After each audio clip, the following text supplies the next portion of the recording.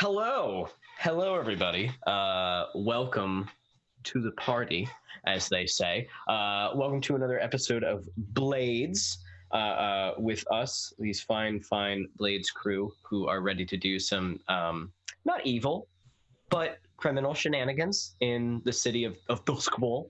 Um, and if this is your first time tuning into one of the welcome to the party games, then allow me to tell you a little bit about this group.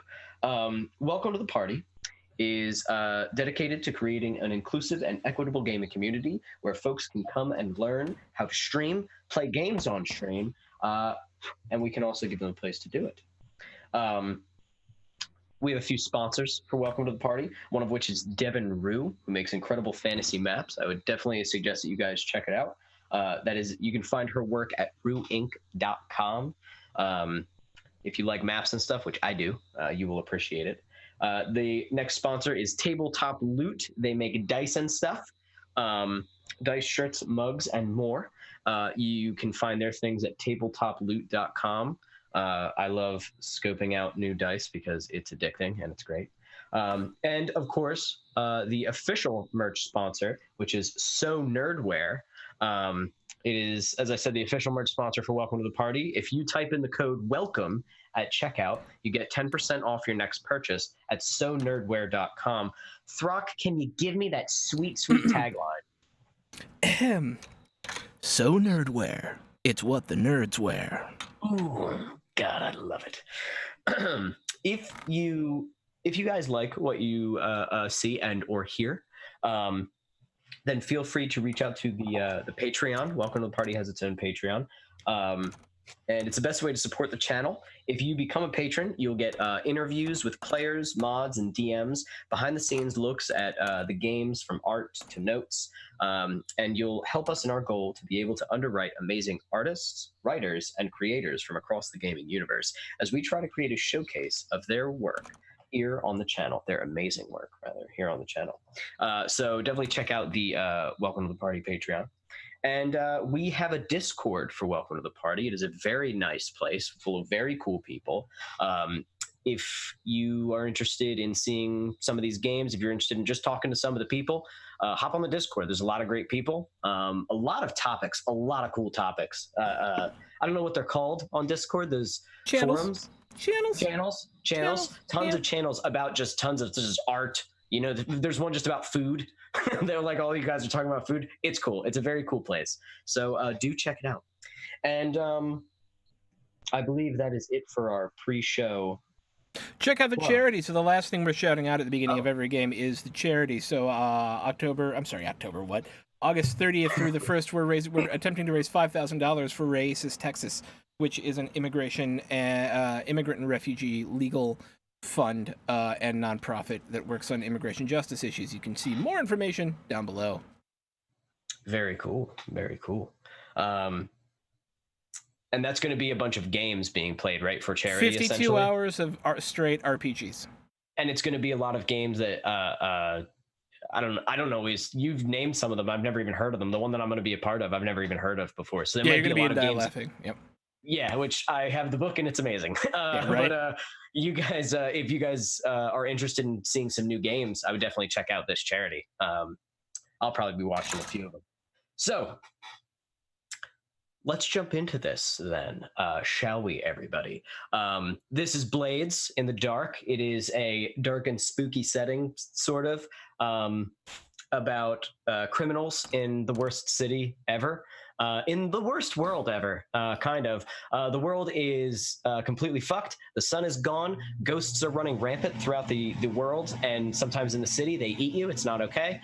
They're nuts. The city is walled in by giant lightning walls, powered by Leviathan's blood. It's real nuts. But we don't really focus too heavily on that. We focus more on a tight-knit group of criminals in this brutal city, and that is our group, the Phantoms, who are basically fighting an uphill battle of gaining power and influence in this unforgiving city. And let's meet the Phantoms, shall we? Let's start with Death by Mage. Tell us a little bit about yourself and your character. Hi, everybody. I'm Jackie, better known as Death by Mage on the internet, and I will be playing Victor, the Leech. The leech, the arsonist, kind of. Now I feel like you've become. It's art, right? So, the art of destruction. Very good. Crystal. Hello, people. My name is Crystal Fear, and you can find me at Crystal_Fear on Twitter. I am playing Evany, the Whisper. The Whisper. Very cool. Speaker of ghosts. And Throck. Hey, what's up? I'm Sean, also known as Throck, and I'm playing Grimalkin, or Spider. Very good. The leader of the group. Spider and kind of a slide. I feel like you're a little bit. You're a little bit of both. I'm a little bit of slide, too. A little bit of a cutter also. I do what gotta be done. And Bisonic. Hello, I'm Bisonic Kevin on the Twitters, and I will be playing Sparrow, a lurk with a spooky touch. It just sounds so weird and creepy. A lurk with a spooky touch. You've got the touch. And Kay. Hey, I'm Kate, better known as Undead Kay on the interwebs, and I will be playing Scarlet the Hound with a ghost cat. Yes. Very good. Hound with a ghost cat. Killer with a ghost cat. All right. And so that is our team.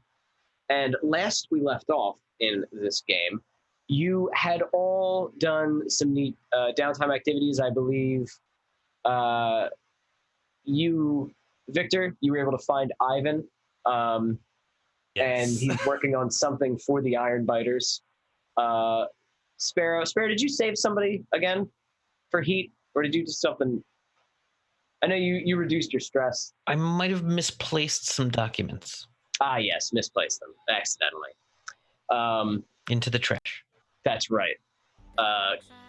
Scarlet helped Victor in finding Ivan and assisted the team. I believe you also indulged your vice. No, I also started searching for. Oh yes, you looked for that cult that helped you with your awesome ghost cat, and you just are curious about them. Grimalkin, you had a nice date. I did. Which is a date, and also you were able to map out a little bit more of the nobility in the city, and you got a few good names of people who could really help you out, who aren't completely the worst. Or they could be bad people, but they're your kind of bad people. They're my kind of bad people. Excellent. Exactly. Yes. And Crystal, you worked on the cards, allowing $2 Chuck, I believe, to help you out a little bit further with the cards. And then you took the team to get information on the job that you're scoping out to help you out of the John Irons situation, which is to find his ghost wife, to find the spirit of his wife. You all traveled to the dilapidated, kind of burnt, kind of destroyed old winery that the Slitherers, an old destroyed gang, once resided in. And you tapped into the emotional memories, the spectral memories of this place, the echoes. And it was informative in some ways and painful in others, as you were tapping into the pain of an area that has seen a lot of death and a lot of emotional torment in a short amount of time. You were able to acquire the information knowing that John Irons' wife is indeed dead, but her soul was stolen from her body, ripped out a little prematurely, like forced out a little bit, by a nobleman by the name of Terrence Wellington III, who seemed to have no connection to her, no connection to the gang leader that killed her, and no connection to John Irons, seemingly. He simply showed up, paid to take the spirit, and then walked away. While looking into these echoes, Sparrow, you also connected to John Irons in some way. It looked as though he was going to kill himself after finding the dead body of his wife. And you screamed, "Wait," and he seemed to notice you, but not for very long, as if he heard you. And the experience was taxing on some of you. Those who tapped into the echoes were harmed by them, as they were very violent and painful, and they walked away a little scarred from the experience. Victor, I'm pretty sure you're okay. Pretty sure you're fine. I don't think anything touched you. Nope. Ghosts. But It's like ghost. Turn. no, shut the door. I'm not doing this. And as you all exited, being that this was a sort of desolate kind of area of Crow's Foot, not heavily trafficked by people, it was the perfect ambush spot for an opportunistic killer who wanted to cash in on the Ironbiter's violent agenda towards you. Thinking that he could claim a prize if he was able to drop one of you, he came from the shadows and shot Scarlet in the stomach. But Scarlet, being very quick on her feet, was able to move, and it simply glanced off of her rib, causing her a decent amount of damage, but not killing her. Shitty Shot Joe, the attempted assassin, tried to shoot a second time, but the gun jammed, and last we see, he was hauling ass into an alleyway. Sparrow tried to tell the ghost cat to chase him, and the ghost cat simply hissed and sat down because it's a cat, and cats don't do what you tell them to do, especially ghost ones. Did I miss anything?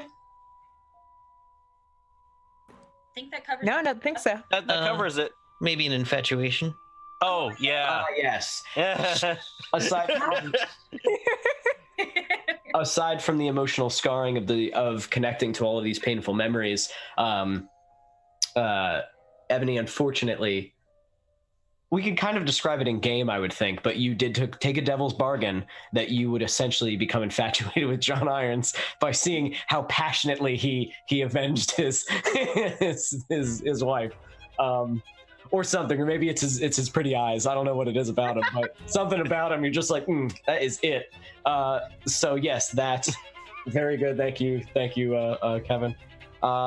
Yeah, so I would say that we can open up right there. We can open up with you guys walking into the bar. We can open up. You guys can go after the assassin if you want. You can do a flashback with that. Whatever you guys want to do. It's up to you. Don't forget, you can utilize those. Entanglements come at you and you can't stop them, but you can still you can chase them. You know what I mean? You can do stuff with them, but it's whatever you guys think you want to do in this situation. Grimulkin, you're not there currently. No. But we'll probably meet you. You know what I mean? It's all right. Yeah. Whenever. Okay. Yeah. Okay. So gang, where would you like to be? What would you like to do? I think we should go back to the bar. I'm just gonna At hobble least. wherever. So you just, Scarlet, just holding your ribs, like, what the fuck? Yeah. She would. You're muted. You're muted, Sparrow. We're in no shape to chase. No. Yeah. No. On one hand, it'd be great to chase the fucker down, but no. No, I can probably bandage you together. That'd be super appreciated. I'm only kind of holding my insides a little bit right now. I'm fine. It's fine. Don't worry. I can take care of. Thank you. I'm not so sure you can take care of me, though. We'll figure something. I'm sure we know somebody with something. So, Right. So to the bar we go. Yep, to the bar we go. Okay. Grimulkin, I would say that you are at the bar. Right. Probably arguing with Kruger, Chud, I believe we've named him. Chud. Chud. Yes, Yeah. Chud.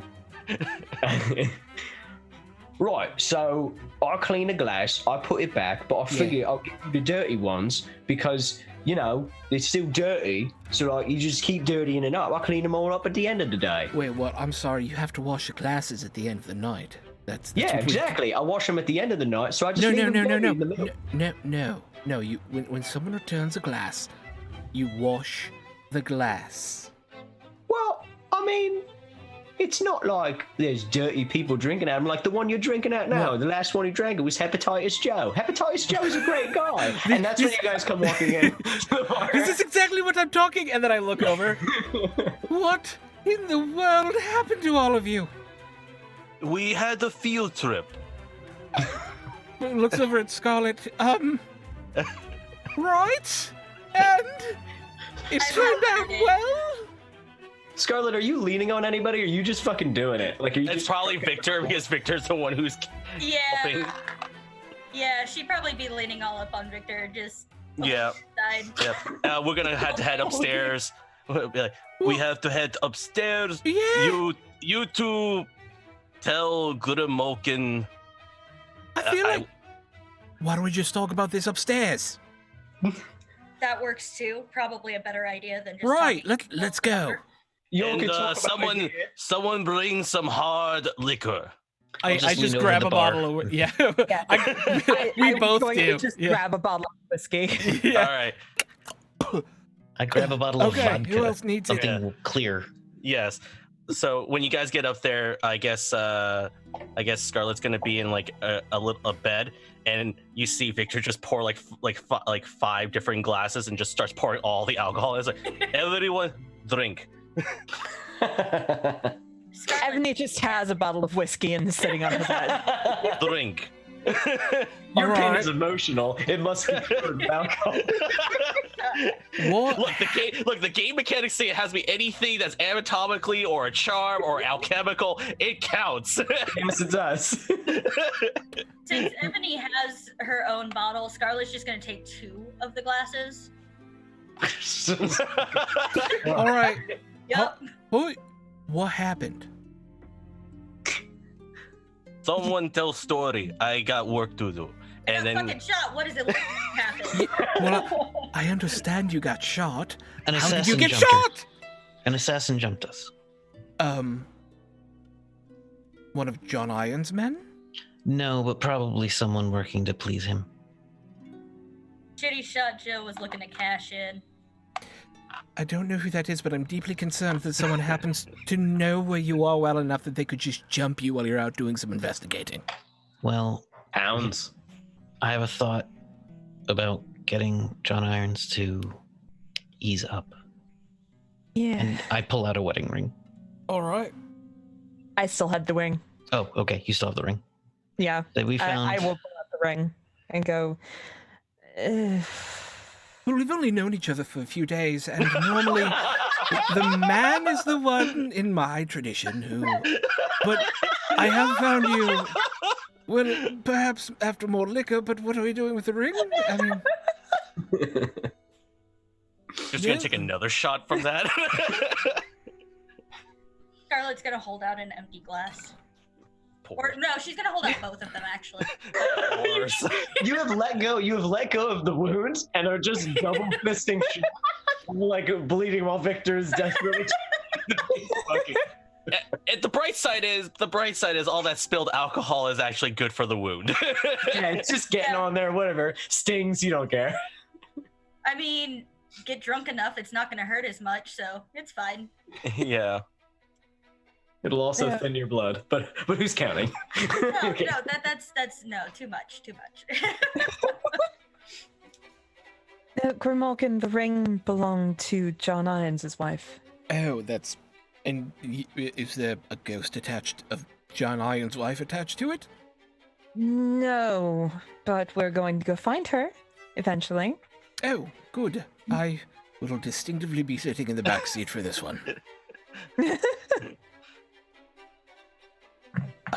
And the plan is, of course, to find his wife and then reacquaint his now dead wife with John Irons in order to make him not want to kill us anymore. Is that the plan? Roughly. Victor mentioned wanting to, or us needing to kill another noble, so Why? Why are we killing more people? No, we are not actually killing this one. This one we're handing over to Irons. Oh, that's much better. Do I still make a bomb? That's the question. Yet to be seen. We've got to see. We don't know the terrain yet. if we're handing him over, are we still basically killing him? We're just not the ones dealing the blow? I don't think we need Yeah. to touch him. So, let me know. John Iron's wife was killed by a man named Mr. Meek. Mr. Meek killed her and sold her soul to a noble named Terrence Wellington III. Terrence Wellington III has a massive bodyguard named Mr. Terse. Her soul is in a tiny bottle. My plan, and I think this is a good one, let me know, is to get the soul, hand it to John Irons, and at that point inform him of the name of the man who had it. Just out of Then- curiosity, We walk away and let them fight.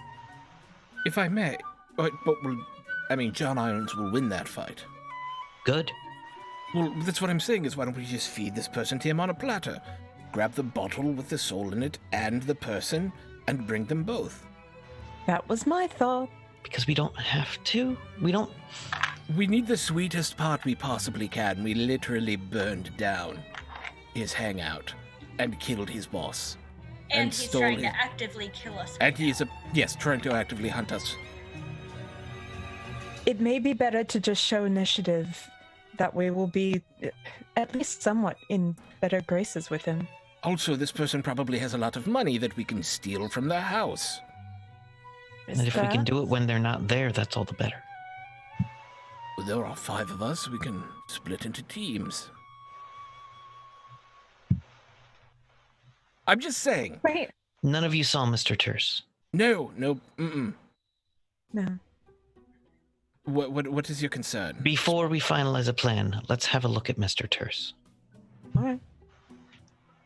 Frankly, I think we all need to heal before we bother doing anything. You do all look a bit rough. And you Fine. dealt with this horrible trigger person. No, not yet. Will he didn't follow you back, did he? His gun jammed and he ran off. Did he run off to an alley to await your leaving and then follow you? You know, in all honesty, I wasn't quite paying attention this go about. I would say that you probably know Shitty Shot Joe enough to know that like he's not the best. He's not even close to being really that good. He's probably hiding now. He is a hound, so he can probably find you again. Most assassins are hounds, but you get a good idea that he's probably being a punk right now. You can hunt him down later if you want, but he's probably not coming for you right now. That's Scarlett's plan, is to let it die down just a little bit, let him get a little bit more comfortable, and then come back. Ooh, I like that. Let him think he's safe. Mm-hmm. I like it. All right. Well, if you don't think he's a problem, and I trust you. So, it sounds like our focus at the moment is stealing the bottle and having a discussion about whether or not we should steal the man as well. But we need to look at who is this person you mentioned? What is their deal? Terrence Wellington III. No, the other one, Mr. Something Pants. Mr. Terse. Yes. So, your husband. Very low. I don't understand. You're Mrs. Terse, because you're That's- very terse most of the time. That's not my husband. Okay, it was... Never mind. It's fine. He is very large Yes, and very dangerous. right. Does he normally hang out with Mr. What's-his-nuts? Wellington? Yes. One assumes he is employed by Mr. Wellington. All right. So... Is he large and physically imposing? Yes. So Scarlet could shoot him in the head from far away and it would no longer be a problem? Not that I want to kill people, I'm just saying that we have to deal with the thing. Before we do anything, I think we still should probably get on the mend a bit. Yes! Yes.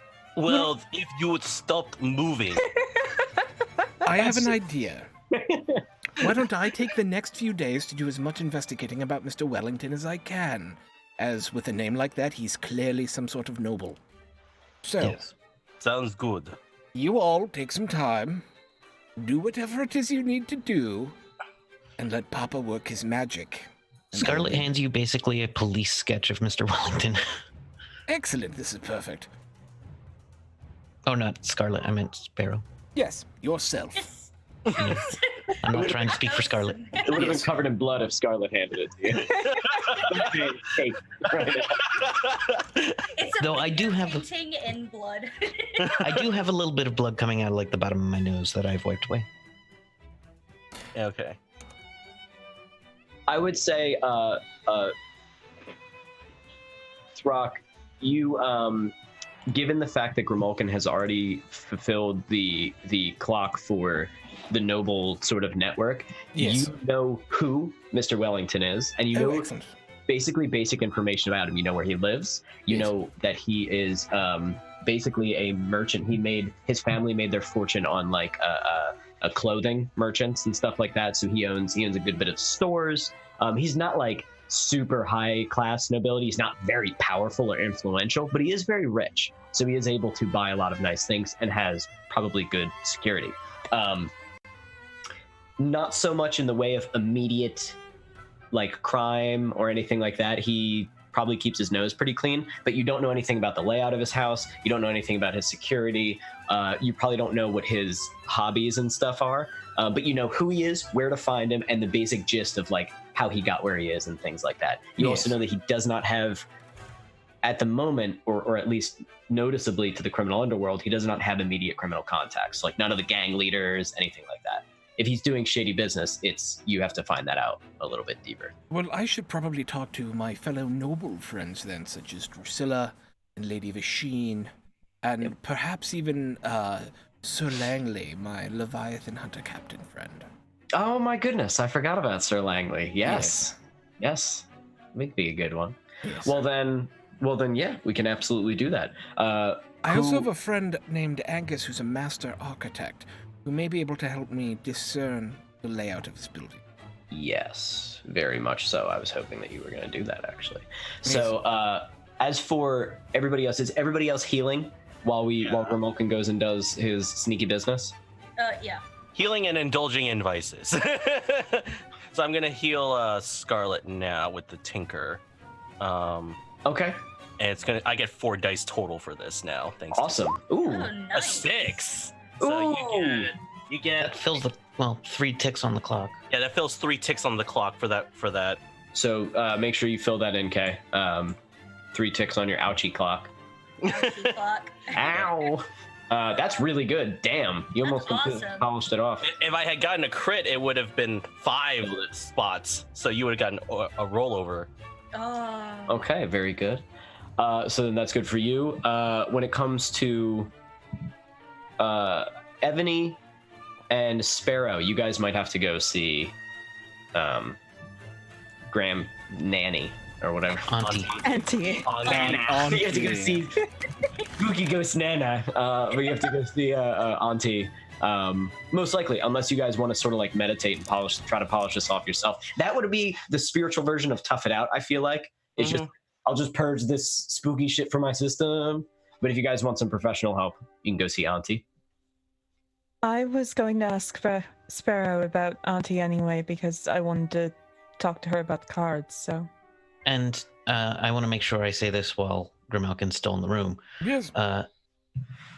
Auntie can talk to John Irons for us. He won't harm her.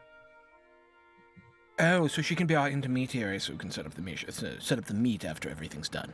Well, I was thinking we give him the ring and tell him we have a lead, and he should stop hunting us. Ebony. I don't feel like. Ebony, what do you think?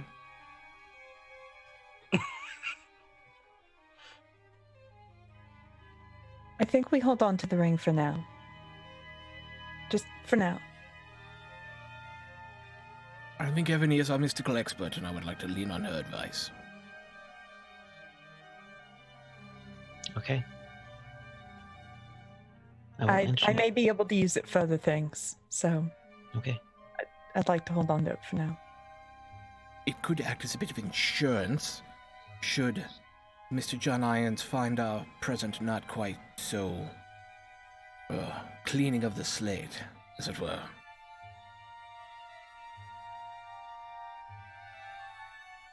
Okay. Alright.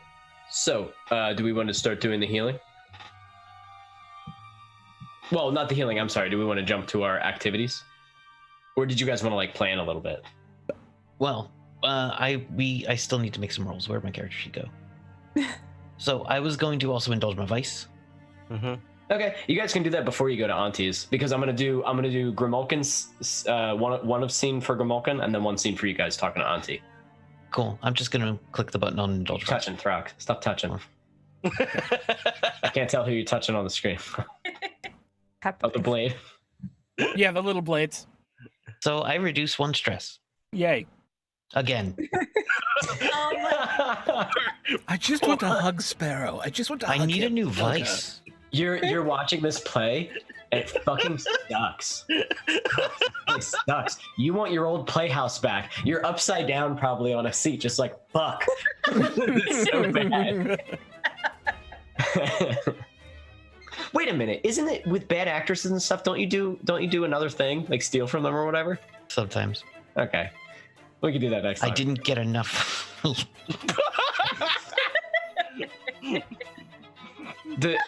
Is your stress lowered at all? By 1. By what? How much stress are you got right now? 5. Yikes! Just like last time. All right, I can't wait for you to die. All right, so. All right. Ebony is also going to indulge her stress because she's going to sit on her bed and just drink. All right, roll that shit. I feel like you've been indulging your vice while you guys have been sitting here, man. Just fucking down. I think we should keep the ring, and then just drown all that emotional pain. So roll that stuff. Let's see how much you get. So we've learned everyone that apparently drowning yourself in alcohol is not the way to do it. Who knew that that's not the way to handle your emotional trauma and stress? Drinking? Oh man. Okay, It's so disappointing. So you guys are fucking miserable, you two, which I think totally works. These rolls are off to a fantastic start. Yeah, this is good. Scarlet, you're being healed currently. Victor, you're healing Scarlet. Yeah. Your guys' activities essentially. Grimalkin. Yes, sir. So this information, I say, because we've already met Lady Vasheen, we probably don't have to do. Which scene would you like to do? Actually, which do you feel like would be like cooler to do? Well, we haven't. I actually think the Leviathan captain would be the most fun. Cool. to do. Okay. Yeah, Cool. I do. So, Like, I could just talk to everyone else and get information, but the Leviathan captain. what was his name again? Langley. Sir Langley. Langley. Yes. Okay. I wrote them down, but I don't know where my phone is right now. How dare you, so- sir? I know. I had it right there. So, where is Langley? Where do you find him? He's not out to sea, obviously. No, I would imagine he's at the docks on his ship, getting ready for another cruise. Prepping, always prepping. Yes. Always being ready to sail that one. I would say you are allowed onto the ship, which is not common. It's a big deal. Yeah, I was that's studying a big. to be a Leviathan captain, and so this Yes, is that's the a guy very who was big studying deal. with me. Yeah. You are stopped momentarily, and as one of the people who stops you, one of the crew, you don't recognize him. You know most of his crew because you come and go every once in a while. And one of the ones who's regular is like, "Fucking stop!" And totally. hello, lets you must be new. I'm Grimalkin. It's nice to meet you. Right. What the fuck? And he, you're clearly like, and one of the other guys who's probably just named Gary or something is like, "Oh, let him through." Hey, Gary. Hey, Good. Grim. How are you? How you doing today? I'm doing excellent. We're shipping out. Seas are ready. They're broiling. Leviathans are spitting. It's a good day. I wish I could join you. Yeah. We'll be careful, Grim, with that. Things are getting. We like to have an optimistic outlook, but things are rough out there. They're getting worse. But we try not to be. Everyone's a little superstitious, so you can't have negativity. Yeah. We're gonna do it. Well, take care of yourself, all right? Always. He's up on deck. Fair seas, following winds. Right, you too. So as you head up, the camera kind of pans out, and as you walk, we hear the docks. We hear seagulls in this world, maybe? Why not? I don't know. Why not? Sure. Yeah. We hear lapping of the waves, but as we pan out with Grimalkin walking with this. Bats. It's bats. It's bats, yeah. Sea bats. They're bat gulls.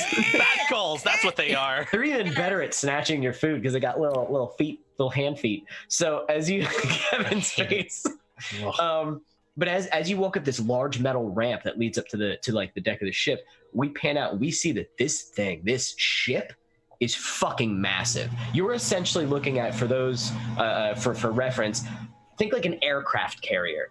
That is a Leviathan hunter ship. And this city has multiple of them because Leviathans are the worst. They make these Leviathan ships. They are not cheap, and Leviathans can destroy them. So, and this one is fucking hardy. Do you have a name for his ship? Because I have one if you don't. Oh, if you've got one, I'd love to hear it. The Riptide. Oh, I like that. Well, it's all right, I guess, yeah.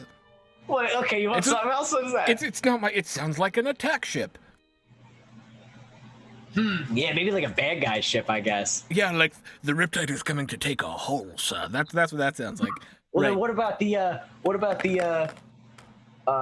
Duskfall's Glory? Oh, I like that. Like that? Yeah, you like that? Yeah, more kind of heroic, because he's a nice guy. He's a nice guy, I would hope. He's my friend. We're not horrible people. So, right on the side, huge letters, Duskfall's Glory, Duskfall's Glory. The ship is weathered. It has seen action. There are what appears to be, as we pan out to the massive beast that is this ship, you can see that there are apparatuses kind of on the deck as the camera pans out. Massive things, huge harpoons, what looks like maybe like massive cannons and things like that. This thing is ready to whoop some ass. And on the side of the ship, on Duskfall's Glory, you can see a giant sort of scar on the hull itself that has since been welded to be completely shut, but it shows the fury that can be the Leviathans. And you make it onto the deck of the ship. And as you hop on, you are greeted every so often as people are like, "Hi, Grim." Hey, as they're just like carrying Hello. things around. You are welcome here. It's almost like you're walking into like an old house, Yes. or your family's home, something like that. A sense of sadness about it as well. A little bit, probably. But they're Is that- always happy to see you. Yes. Well, I mean, on my end, there's a sense of sadness. Oh, I like that. For the life not lived, you know. The smell of the sea, the gentle rocking of this titan, this steel titan. And as you look over the deck of the ship, just fucking knock out in that horizon, because this world sucks. Where in a different movie, you'd look out and see like a beautiful sunset across the ocean. You see just kind of bluish white stars above, and like other kind of purplish bluish lights below, these lapping black waves. Every once in a while, the lights sort of get blinked out at larger fish or things swimming through. But yeah, so you can find Langley as he is sitting there talking to some people. Describe Langley for us. I think Captain Langley is getting into his 30s now and settling into the captain's life very well. He loves his tricorn hat and he wears it at a jaunty angle. He has an extra bit of that gold braiding along his cuffs just to show who's what on this ship. He keeps a beard that is starting to get a little bit of salt in it, but he's relatively wiry as captains go. He's not afraid to climb into the tops himself, you know, and wears big boots that come up to his knees and have a kind of folded over top with this red leather on them. The suit itself that he wears is blue with a white underneath. It's a very dashing Leviathan captain, indeed. I like it. I like it. And there he stands as he speaks to his men. So then, gentlemen, are we clear? And it's like, yes, sir, yes, sir. So I'm not going to have this incident again, am I? They're like, no, sir, no, sir. Right then, to your stations. And they go about, and he kind of turns. Well, Grim Market. Captain What are you Langley. doing here, you salty bastard? And he comes over and shakes your hand. I shake his hand. I heard you were important. I hadn't seen you in a while. Thought we could have a drink and have a chat. What? Certainly. I can't leave the shit right now, but come on course over here. And he Yes. leads you to he goes over to what seems to be just a pile of cargo, and he just moves a large box and takes 2 barrels, and you guys sit on the smaller barrels, like gunpowder barrels probably Yeah. or something. That's And you not sit on the terrifying. barrels, and he reaches into his jacket and just pulls out like a rather large flask and just puts it down. So, Grim, How you what's doing? on your mind? How's the sailing life, my friend? Oh, it's fantastic, you know. We're out there in the seas. I wish you could have seen the last our last venture. This Leviathan, let me tell you, I don't know, something about him. Did you see my ship? You see the side of it? Yes. Gave her quite a scoring, didn't he? Oh, yeah. How long is that going to take to repair? No, it's mostly done now. We should be ready to set out in the next couple of days. They finished the repairs. We're just doing some upkeep. You know how I am. I like to leave no screw unturned. I like to make sure everything is tip-top. Absolutely. It's the only way to be. Absolutely. But this thing, we was battling it, siphoning the blood, as we do with with the harpoons. I don't know. It's like it knew what turns we were going to make. Maybe it had fought one of us before. As you know, it's nearly impossible to kill these fucking things. So, could have been attacked before and turned the tables on us. Gave us quite a scare. For a second, we were going to go down. Well, you made it back safe, and that's what matters. Are they getting more violent out there? Not more violent, Grim. They've always been violent. It's not the violence that scares me. This one, it's like it was thinking. Some sort of preternatural intelligence. I chalk it up to survival instinct. Like I said, essentially, well, I wouldn't say predators. We're like parasites to them. Right. And this one might have just learned different ways to deal with us. Was popping their fucking harpoons out like nothing. Went right after them. Clever. That is clever. Well, dogs can be clever. Cats are always clever. Leviathans, that's the first clever one I've seen. Hopefully gets eaten by a bigger one.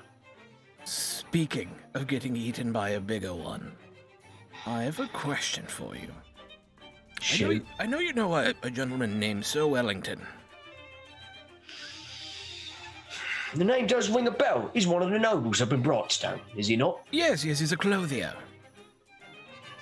Oh, yes, all right. Yeah, cloth and that. Yes, and suits as well. So my question for you is... Yes. What exactly... Have you had much interaction with him in the past? And if there was a way I could get an invitation into his house, I would be much obliged if you happen to have those sorts of circles. Well, at the end of the day, Grimalkin, and this is quite a big favour you're asking. Oh, it is indeed. But since we are not sworn enemies, maybe I'll just say that you owe me a drink for it. Well, I would. My heart would be destroyed if you thought we were in any way close to sworn enemies.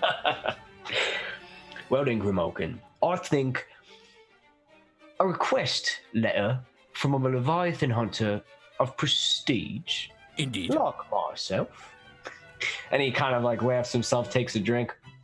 I think it would go a long way with middle-class nobility, which is what you're dealing with now. Right. So I think I could get you a meeting with him. What would be the reason? Oh, I just want to get a feel for the man. I want to understand him a bit. Oh, no. I mean, what would be the fake reason that you want to get into his house? Are you there to propose a business venture? Are you there for... I am there to propose a business venture, indeed. Perhaps I'm speaking with I'm speaking on behalf of a conglomeration of Leviathan captains who are looking to outfit their crews with new uniforms, looking for a new contractor for them. All right. I like it a lot. We'll keep the name of the Leviathan hunters out of it, except mine, and Yes. we'll make sure that it gets where it needs to go. That would be amazing. And Very good. what can I do in turn for you, my friend? Just a drink. A drink it is. Oh, you know what? What? I would like some nice scotch. I can absolutely acquire some nice scotch for you. Maybe Mr. Wellington has some. I am absolutely convinced, given the rumors of his wealth, that he definitely has something in the pantry. I'm sure he wouldn't notice if one went missing. No, I'm sure he won't. Come on. All right. Let's have us a game. Yeah, And let's do it. he goes and he gets them to bring over a small chessboard. and you guys drink and play chess together. As Lovely. he is probably kind of a big man, but also deceptively clever. This is a sharp man. Well, he's a Leviathan captain. Yeah. That's almost like astronauts for this world. Like you got to be like the best of the best to be a Leviathan hunter. Yes. And he is that. And you guys play for a bit. Excellent. So you will have an invitation. You can essentially scope out and case the place. I would suggest you do this probably with your team. Unless you specifically want to do it by yourself and you think that would storyline, like how do you Grimulkin would handle this? So I think I think there's two ways to approach it. One is by myself, which is more dangerous, but probably would set off less alarms. That's a good point. Or I bring Ebony to get a feel for the place mystically as either an assistant or an associate, and Victor as an assistant or an associate to get a feel for the security of the area, while Sparrow does her tricks with moving around and taking a look at the outside, and Scarlet gives us a scoping of the area to understand the best entry points. I would say we could do that because that kind of covers everybody's role for info gathering, and that seems to be what you're sort of after, I think.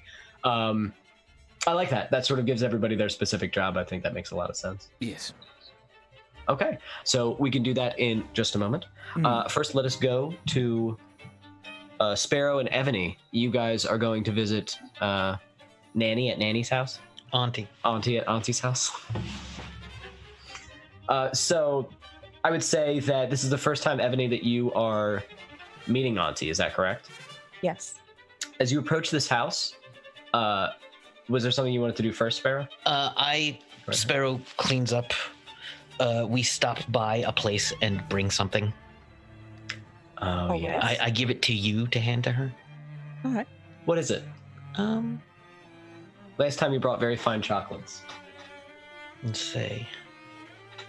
What about wine? Yes, good. Yeah, that makes sense. A nice wine. Okay. What's a good wine, Ebony? I don't. Cabernet. Okay. Is that red or white? Red. Cool. Okay. So you guys buy a nice bottle of Cabernet, and it's not gonna cost you coin because that would be an astronomical. That should be the best bottle in the world at that point. So you approach Auntie's house, kind of a humble home, not massive or luxurious. It's very homely or homey rather.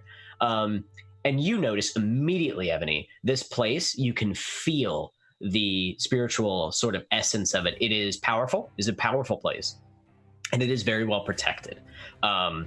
You almost hesitate to like step foot on the porch, but you kind of feel comfortable. There are small bone charms and knickknacks kind of all over, sort of like wind chimes, but made of like bones.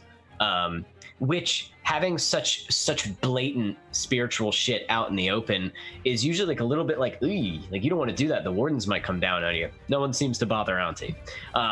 She just sort of does as she pleases. And yeah, you guys knock on the door. And was there any special way that you enter? Or you just do it like you did last time, right? Give her a go. Knock on the door. She comes to the door. Hello, Auntie. This is my friend Ebony. Oh, hello. Hello. Ah, is that for me? It is indeed. And she takes it.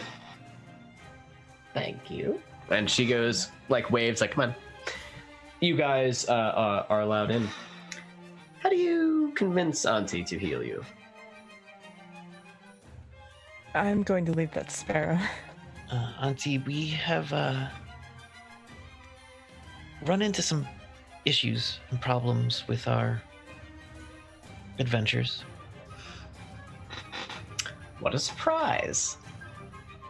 I can't remember if she had an English accent. I think she didn't because she's Severosi. Yeah. So I'm just going to not do an English She might have had a little bit of a down-home accent. I'm not sure. Down home, like country? A little bit. I'm not sure. I can't remember. Anyway, this is Auntie's voice now, so carry on. So what happened? We were attacked by memories, basically. Ah. We were attacked by Swan's memories. How do you know that name? I learned it. How did you know to go look for that name? John Irons is after us. And Oh dear. Come and sit. Like annoyed. You sit on her couch. It has like little doilies on it. Like dumb like old people shit. She has like a small bowl of like melty shitty candies on the counter, on the coffee table. Oh, I love these. You pull one out and the whole thing comes with it, and you have to shake it. I like crack off the one. The rest falls off. So as you sit, she goes, and she looks. You can tell, Ebony, she's looking right at your pocket where you have the ring. She goes, huh. But you aren't messing around at all, are you? All right, very well. Well, if you're doing this, then you need to see it through to the end. That man will not stop. John Irons is a man of principle. I have met him before, and he is a unpleasant man, but a driven one. Do you think you can find her? I believe so, yes. Very well.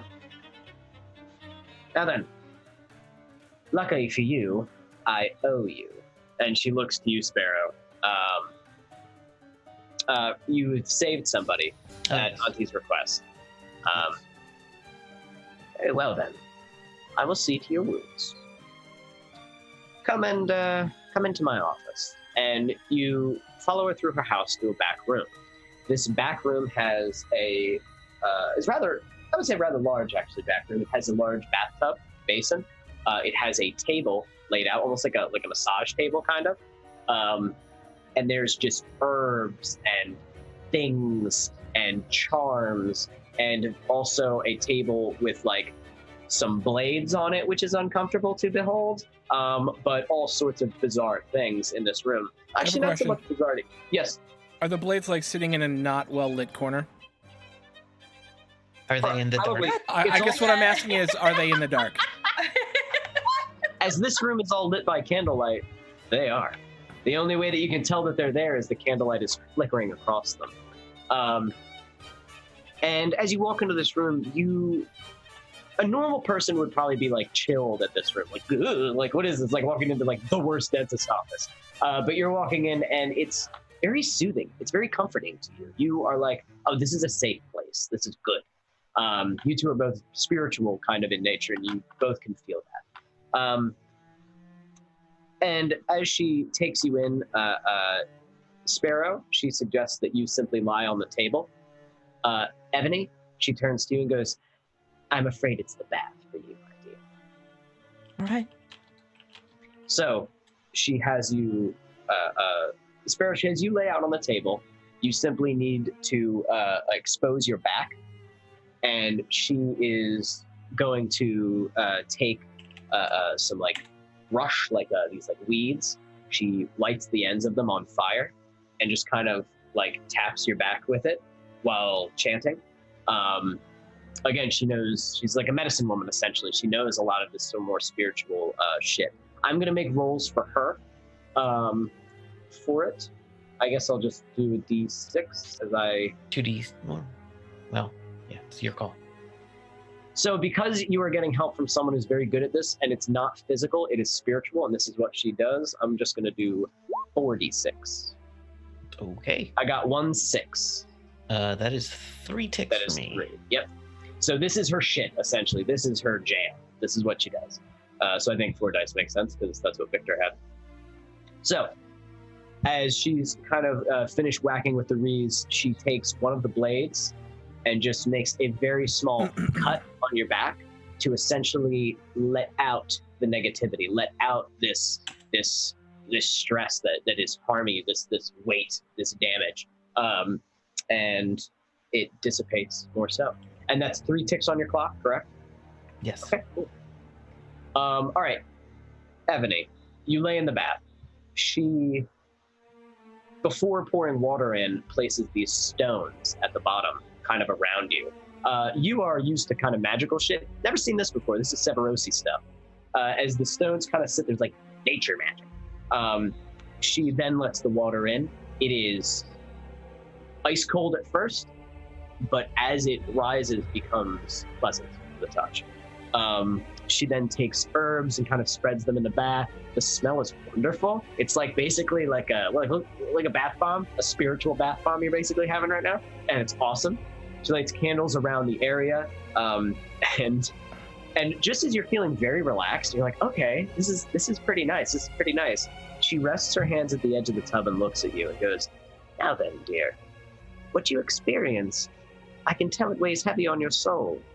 You experienced someone's death, is that correct? Yes, And it was brutal? it was. Yes, those are always the worst. Well," and she reaches down to this bowl and pulls up a bowl, and the bowl is full of bugs. It's full of like insects, writhing, crawling insects, centipedes, beetles. And she goes, "Now this feels more like the kind of magic you've seen before." And you're like, ah.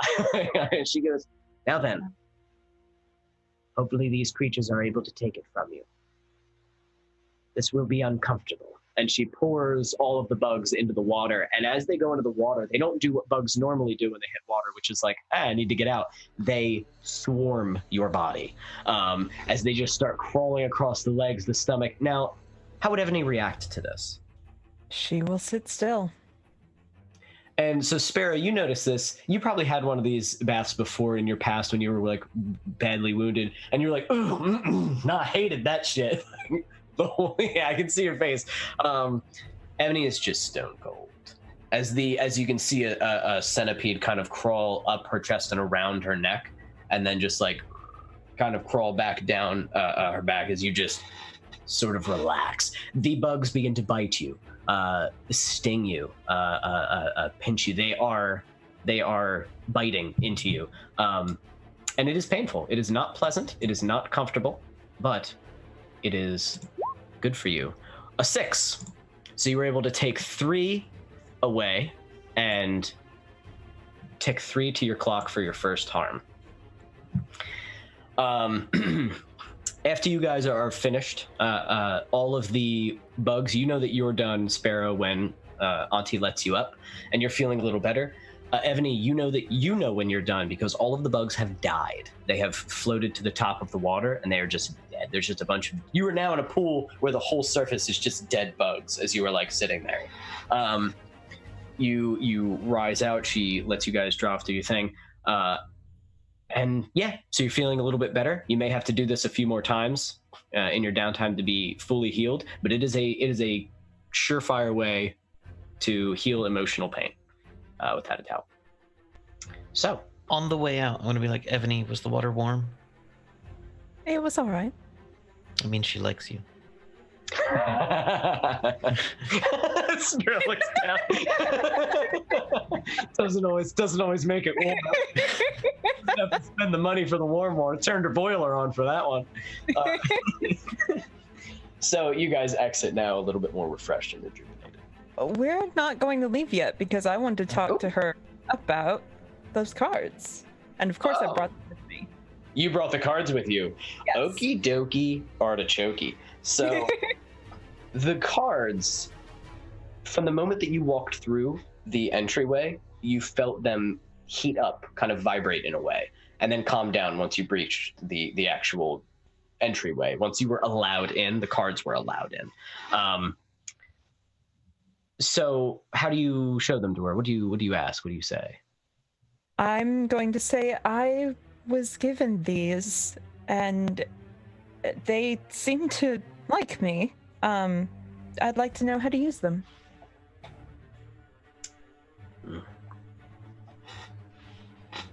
Dear, if you'd like to know how to use them, Yes. then feel free to talk to whatever's inside them. I'm not going to touch those. I'm not going to teach you anything about them. And I would appreciate it if you didn't bring them into my home. Of course. Do you know of their nature? I'm learning it. Okay. Demonic. Ah, yes. Be very careful with them. Not to say that there's a demon inside them. I think there's just some spirit who is an asshole. He But- really is. He really, yeah, I can see it. I don't know who it is, but I can feel it. Now, just be careful with them. And if anything else contacts you regarding them, I would run. Thank you. You're welcome. And she kind of smiles warmly to you. She kind of cups your hand. Sparrow, to you, she kind of looks at you and she like pinches your cheek and then just, now get out of my house. Thank Yes, you, ma'am. Auntie. But come back. You're not all healthy yet. Yes, Auntie. And she, as you guys walk away here, as she pops the bottle of wine, immediately enjoying her present. Okay, so you guys know how to heal yourselves. You two, as I assume you guys group up now at the bar. Scarlet, you have been healing it, but you guys got 3 on your health thing too, right? On your harm clock? Indeed. Okay, all right. Then I guess the next downtime activity for everyone is info gathering, if that's what you guys want to do. Yup. All right, let's do this thing like Buddhist-ang. So what's the plan here? You enter. Oh, did Victor have You don't like that I rhymed? Oh, I'm just gonna That's indulge what in I'm my saying my vice. dad used That's to do. about- Do this thing like Buddhist-ang. I don't know what it means. Yeah, So, you should probably indulge in that vice. Yeah, I'm gonna indulge in my vice. oh, I am going to push a clock forward as well. I get 3. Yay! Hey, That's better much. than- That's much better than everyone else's rolls. best vice roll of the night? Yeah. This won't have lasting repercussions on us all. So I can't affect the lacrimose hunting you clock. So I'm just It is because it is on the wrong layer. It is currently on the GM layer. I and so thought you that would meant need- only I could see it. It does, but your cursor has to be on the GM layer. So if you go to that little box beneath the cursor, click on GM info overlay, and then right-click it, you can change Wait, it. click on the little box. Click on Oh, the... gotcha. yes. Gotcha. Thank you very much. Sorry, No guys. problem. Still learning this. The lacrimose are one step closer to learning who you are. Yay. Fine, which is fine. It's fine. It's fine, guys. Don't worry about it. It's fine. The Lacrimosi. Lacrimose. So you indulge your vice. You probably just play music right here in this bar. Yeah. I'm playing some music on the violin. Probably just taking a spot and playing some. If anything, he might even be playing some old Scovlin folk music. Okay. Heretical! as you do, there is a fight in the bar, but you play over it. Yeah. As you're playing this sad, beautiful music, you just hear, "Goo, goo, goo," and the one guy kind of slows down and he goes, "As beautiful it is," poof, and then he gets punched and he's fighting it. You're just like, okay, that's good. Very well then. Scarlett, did you go buy stuff for your vice? You want to roll your vice real quick? Nope, gonna let it build. Let it ride. Okay. I want to overindulge. Yeah. I do better next time probably if I get more stressed this go round. So Okay. All right then, guys. So then we info gather. All right. So you guys are going to enter Terrence Wellington's home. Terrence Wellington III's home. Terrence Wellington the Third. So, Yes, Terrence Wellington the Third. who is at the front door? So I imagine the way this will go down is that Vincent, Evany, and I are at the front door. I will be standing at the in front, and the two will be behind me to show them that there is a person here with people, so he looks more powerful. Right. Can we have obtained a carriage that I'm driving? I think that makes a good deal Yeah. of sense. Yes. I would say you got a carriage and you repainted it because you stole an easy carriage, which is a shitty one, but you repainted it to look like nice. It's like, yeah. Oh, in that case, Victor's gonna actually be wearing formal dress attire which is something you all didn't expect because he looks rough, like kind of rough all the time, has like a heavy coat, so you don't really get to see a whole lot of it. But this is like the one time where you're just like, he actually looks halfway decent. He cleans up nice. Victor cleans up nice.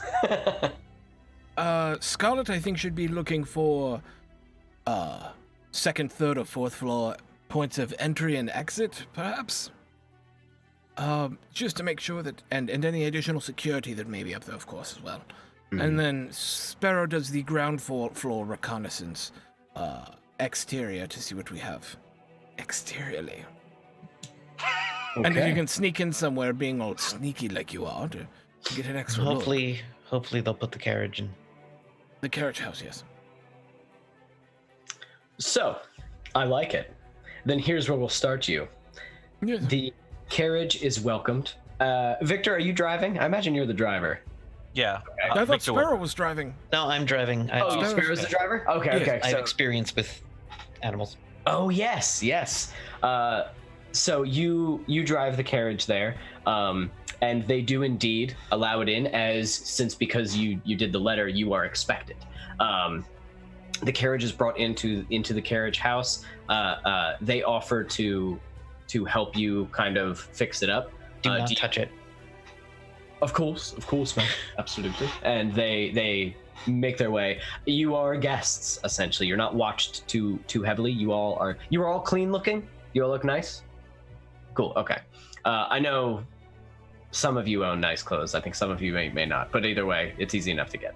So you all look good. You guys head out towards the front door. Sparrow, do you go with them? Do you wait until the doors are shut and like try to escape the carriage I'm gonna house? stay in the carriage house. I think I can flash back to if you need me for something. Okay, cool. Okay, I like it. Then Oh, I thought you were going to try and take a look around the grounds. Yeah, if you want, would you like me to do a survey for my? That's my hope. Yes. do it up. Yes. Okay. I am not going to push myself or take a bargain. I think that's fair. Position. Risky, just because, you know, if you might get caught looking where you're not supposed to. Standard. Standard, yeah. What do we I get? got a 5. Nice. Okay. Windows look easy to break into. They do appear to be locked. It is, well, it's summer actually, so they are not open. Any of the ground floor windows are not open at all, and they actually are all locked. A few of the second story windows are open. Is there a cellar door? Like from the exit to Like a exit storm cellar? door from outside? Absolutely not. There is not a cellar door. You do see that there are like thin little cellar windows. And I'm gonna say, do you don't just do this from view, right? You like kind of stealth around. I walk around the outside. It shouldn't be too much of a problem as I'm like, I look like help. Okay, so here's the deal. You notice that security, heavy. He is expecting something. There is security here. He's nervous about something.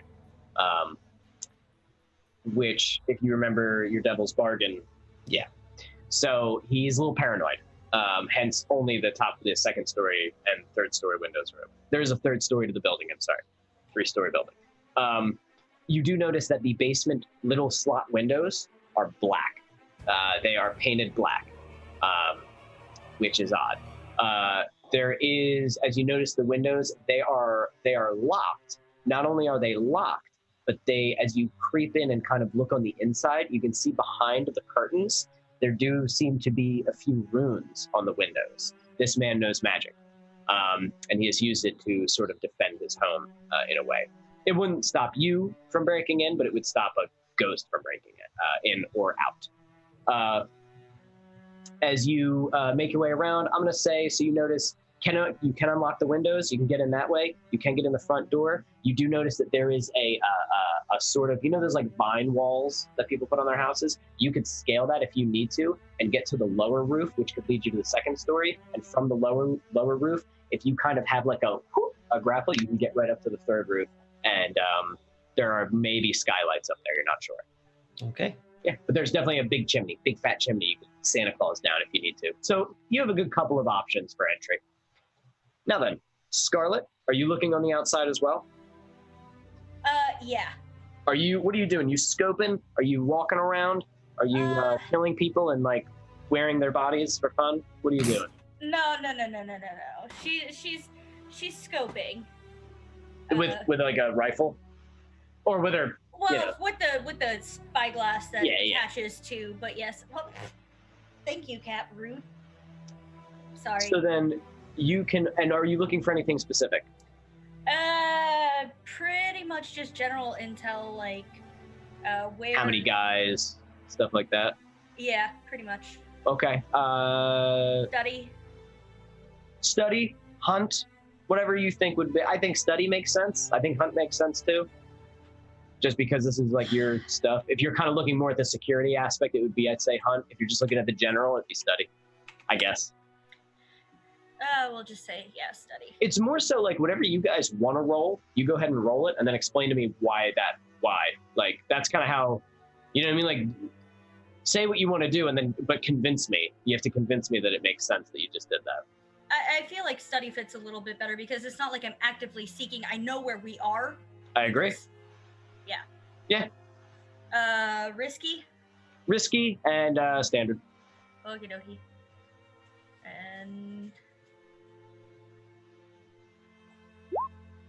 And one of those the exact same roll. So so what you notice, about 15 men, security team.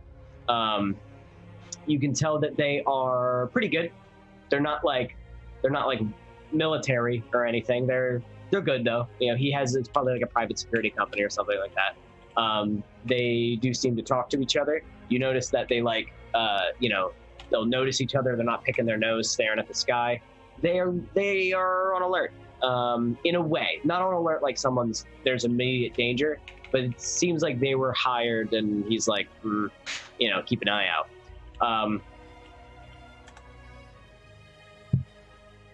Oh, you want to? Well, that's okay. We take the highest anyway. So yeah, one dice is subtracted. It doesn't. Yeah, I was just letting you know. But okay, remember that for next time. So this job, you may have to hurt someone when you get in there. But you know that if you shoot a gun anywhere in here, you're gonna have 15 guys coming at you. And it looks like some of the ones that are on the third floor, it looks like about 2 of them have rifles just in case. It doesn't look like they're gearing up for anything specific. It looks like they're just muscle. They're just there to keep somebody from coming in. But they all have weapons. So that's what you're looking at. They do seem to rotate in shifts. You notice a shift change, so they're probably there 24/7. He is rich enough to afford that. But shift change is also an opportunity. So there's that. You are able to learn their routes. You're able to learn where they're walking, and you can use that later in flashbacks and stuff if you'd like, as you now know where they go and how they look and how they act. Their routine, essentially. Yep. You know their routine. They do patrol the inside and the outside. So I'm going to say probably, I don't know. So what did I say? 15? There's probably 6 men outside. Everybody else is inside. So 9 men inside, 6 men outside. All right. Okay. And were there any other questions you two wanted to ask me specifically before we move to the in-house team? No, specifically because I feel like Scarlet wouldn't be doing too much more because she is still hurt. Okay. So you go, that's enough. Then in-house team, you guys are welcomed. Oh, quick note, I'm wearing a disguise. Ooh, thank you. Yes. Very smart. Okay. What do you look like? So I think I will probably have enhanced my cheekbones a bit, put on a fake mustache, probably Nice. have taken off the glasses and slicked my hair back. Excellent, excellent. No bowler hat? No bowler hat. No bowler hat. Good. I feel that's like your iconic thing. Yes. So, boom, gone. You two are looking fancy. Ebony, I imagine you just always look like fancy because you're always So like you just fucking look nice. Victor's dressed impeccably, and you guys come walking in. You are welcomed by a servant, a butler, who welcomes you in the home. His home is extravagant, but not terribly gaudy. It is kind of actually for a noble. It is modern in a way where there isn't a whole lot of fancy knickknacks. A lot of nobles like to put their balls on the table and be like, look at all my cool stuff.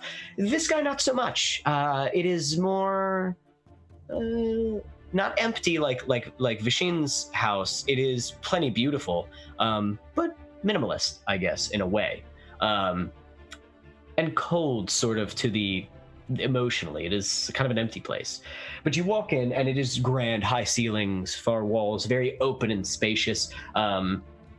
As you walk in, you're immediately noting the rooms in the place, I would assume. I guess you're supposed to roll for that, but either way, you're welcomed into like the big foyer area, and there's a 2 stairs going straight down, and at the top you see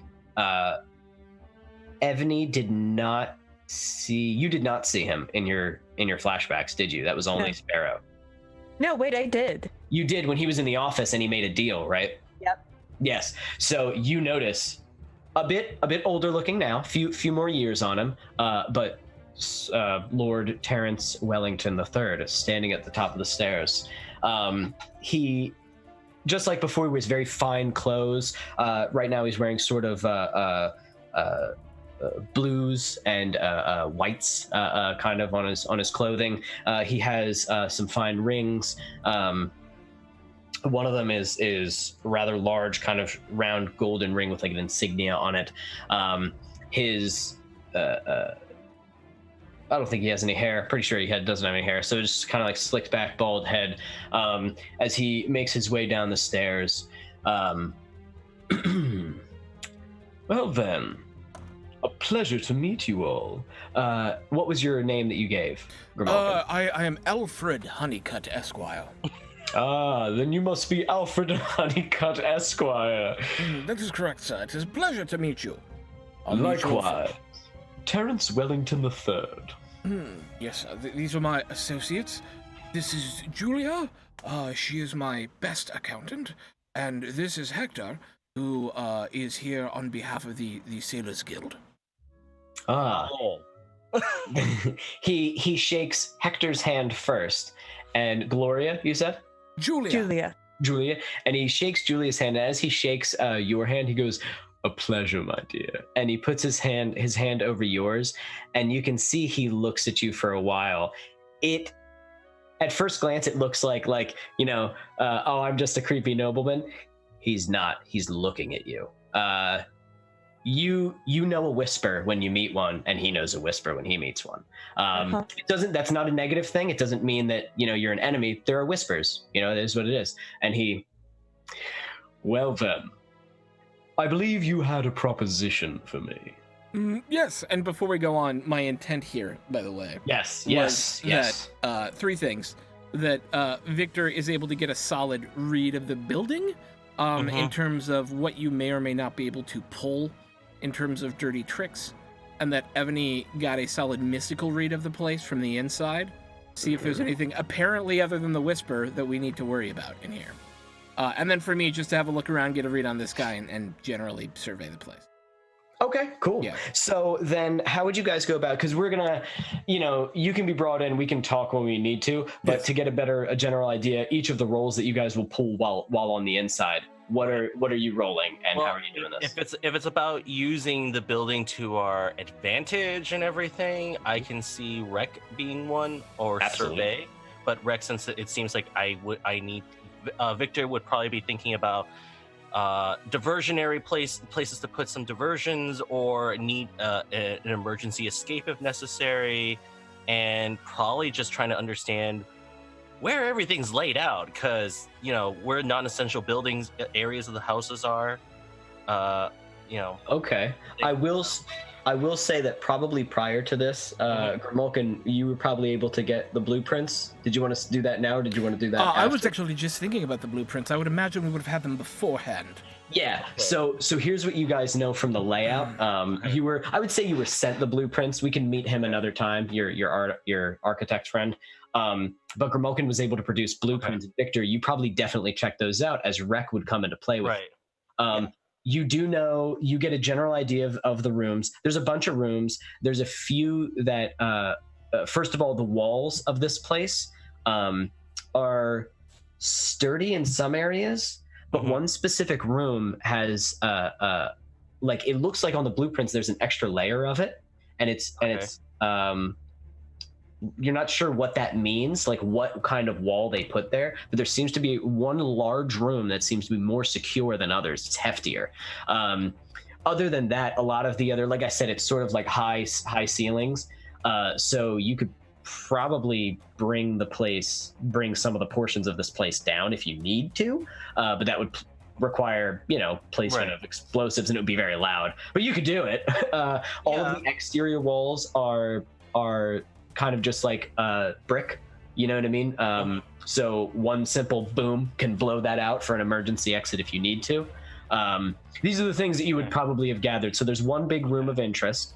So I think that's the room I definitely want to. I think beforehand, I would have been asking Grimulkin that we probably need to get into that room, or at least nearby that room, so I can look into it and see what's significant about that room. Okay. So you know that it is on the second floor of the house. The third floor is where like master bedroom and shit like that is, and other bedrooms. Second floor has that room and like a game room and all this other shit. And the first floor is kind of like large open spaces. It has sort of like, for parties, holding galas, whatever, and like large kitchen shit like that. And there's an extensive backyard as well. I don't know if that matters, but you can make your escape into trees and shit. But yeah, so it would be the second floor that you need to get to. Is that what you would like to do with your thing? Because like other than that, yeah, like I want to know what that room. If that room has so much fortification, he's going to be curious. He wants to know what's in there, because what's in there?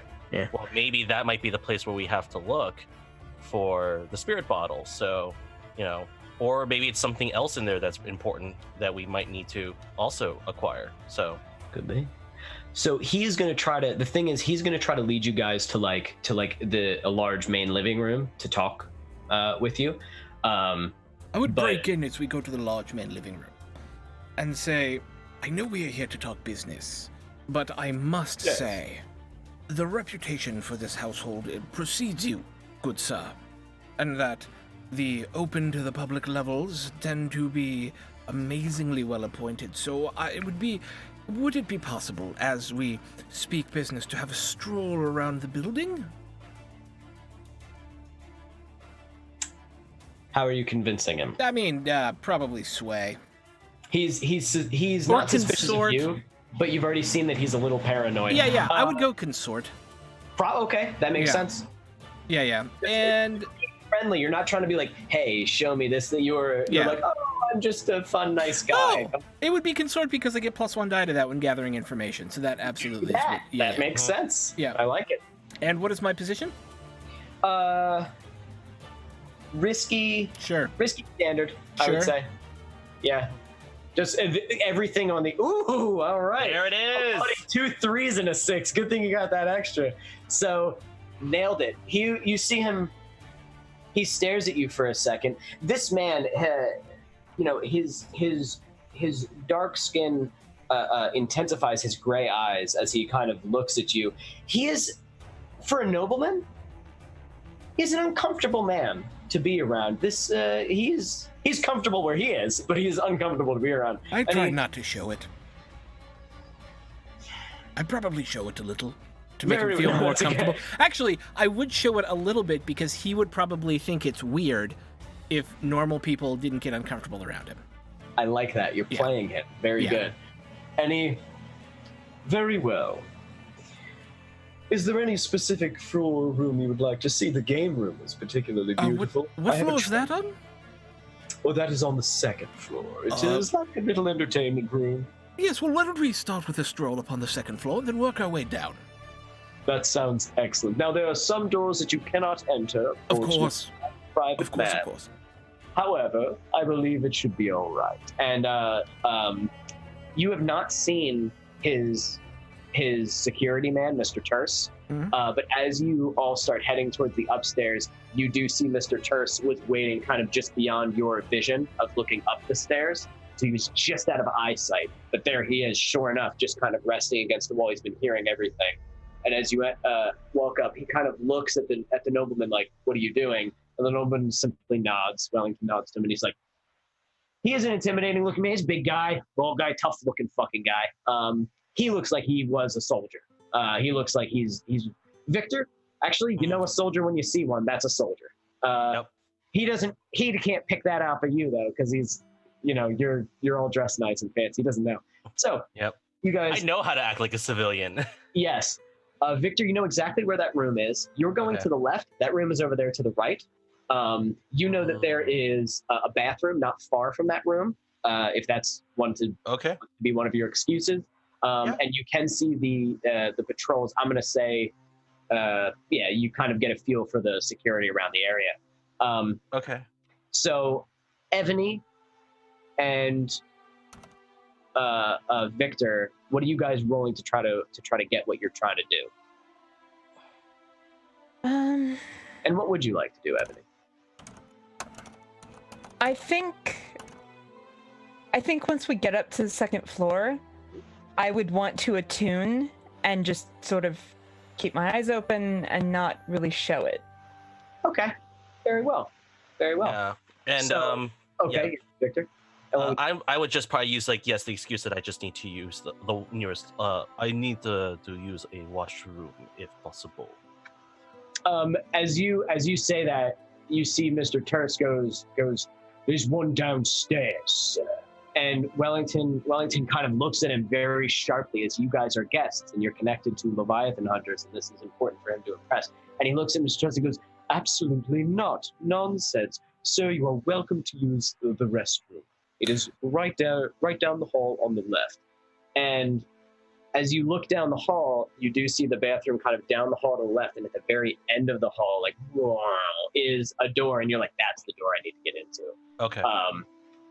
I will reinforce that it is. I will just look to Victor, but not call him Victor. I'll be like, "You probably should have gone before we came," just to admonish him a little to keep keep the chill, to keep the boss chill. Yeah. Yeah. He notices. He looks at you and goes, "We are all simply human." I understand. I just don't want to be a bother while we're here. We're here to talk business. "Of course. Right this way. Excellent. So take your time," he says to you, Victor. Mhm. So as Victor kind of walks, Evany, I would like you to roll what you would like to roll to kind of feel out this house as you're walking. As Victor's kind of walking past you, you were sort of like scoping in, I would assume. Yeah. So you can roll that attune. Get back to my character sheet because my computer died briefly. Uh-oh. And well, while you get there, you go ahead and roll, and we'll do your thing. Victor, what are you doing? How are you scoping this out? You're heading towards the bathroom. How does Right. Victor do this? Okay, so he definitely doesn't want to make a whole lot of noise, and he wants to definitely get into that room. So I feel that Now, the bathroom is the adjoining room. okay, it is It the is. adjoining room. It is, so the bathroom wall, you Mhm. remember the layout, the bathroom wall is butt up right against that wall. One of the inside these thicker walls, whatever this room has lining it. Okay. So if you can think of a clever way to get in there through the bathroom, you can. Or if you just want to try to sneak out and pick lock. I think he would probably want Or to do remember that. too, if you want to make up your own way to enter that room. Right. Okay. So Right, I feel. So what I feel is okay. So basically, there's a bathroom wall which has like the wood and drywall and whatever else is there, Yep. and then the special wall that's behind it. Yeah, bathroom wall is So- mostly just drywall. Right. I'm gonna say So- like So I think the first thing he's going to do is he's going to treat it like a normal bathroom visit to not draw a suspicion, and then what he's going to do is he's going to try to break through some of that little, like get a portion of that bathroom wall open so he can see what's really behind that bathroom wall, and then he can make an assertion of whether or not he needs to really break through it, or if he has to work his way around. And maybe, so it's a bathroom. There's gonna be wallpaper, so you could probably like peel away the wallpaper. Yeah. So I'll do that. That's what I'm gonna end up cool. doing. I like it. I'm not even gonna say you really have to roll for that, because it's like you just kind of need to be quiet, I guess, because he said take your time, so you have a bad whatever. So do you have like a tool or something? Like, I have like my fine toolkit, so it's like there's enough to like pry open, like peel off the wallpaper and start like breaking through part of the drywall, and then and then try to like get through the fluff and everything. And I'm trying to keep the damage very minimal. You know what? Actually, I would say go ahead and roll, and I'll reward you if it's a high roll with something a little extra. Okay, so I'll say this, since I'm using this for here. I'll say it's a tinker, because I want to. It kind of fits better with like fiddling and everything. So I think that makes sense. Risky or controlled? Risky. Yeah. Great. Okay. And for mine. So you are risky. Yeah. Also great. Okay. I wish there was a way to say like risky, but like I didn't say like desperate, because it's not like you're in like immediate danger, but like right. What you're doing. But that's yeah. Okay. Well, we'll go with this for right now. So you guys go both. Oh, bad. So that's okay. I got you. Yeah. Okay, you're good. Should have took that stress. So Victor, as you kind of slide back the wall, you notice that it's drywall underneath, and you're like, baby shit, and you're able to kind of like cut through it and get it, get in there or whatever. And as you open it, you notice some like a pipe next to you. And as you kind of work your way through this wall, like, all right, I'm going to be able to get in here. You've done this a million times. Get in through another wall into another room. And as you go in, you're like, what? And Ebony, we jump to you as you kind of feel out the room, or the second floor. What you feel is, not only is this place, it feels kind of like Auntie's house, but not as powerful. So this man has warded this place to protect it from ghosts. But it feels like you are in a cage. It feels like you are in. Like you are, now that you're in here, like you're in here. You know what I mean? Like you're not getting out until he lets you out. And that's what it feels like. That's not necessarily what that really means, but on a spiritual level, that's what it feels like. That's how a ghost would feel if they were in here. And as you're kind of feeling it out, you feel an intense like pain coming from way down below you. And you like look straight down, and as the floor kind of like almost fades away, there's like a beacon down there of painful energy on a spiritual level.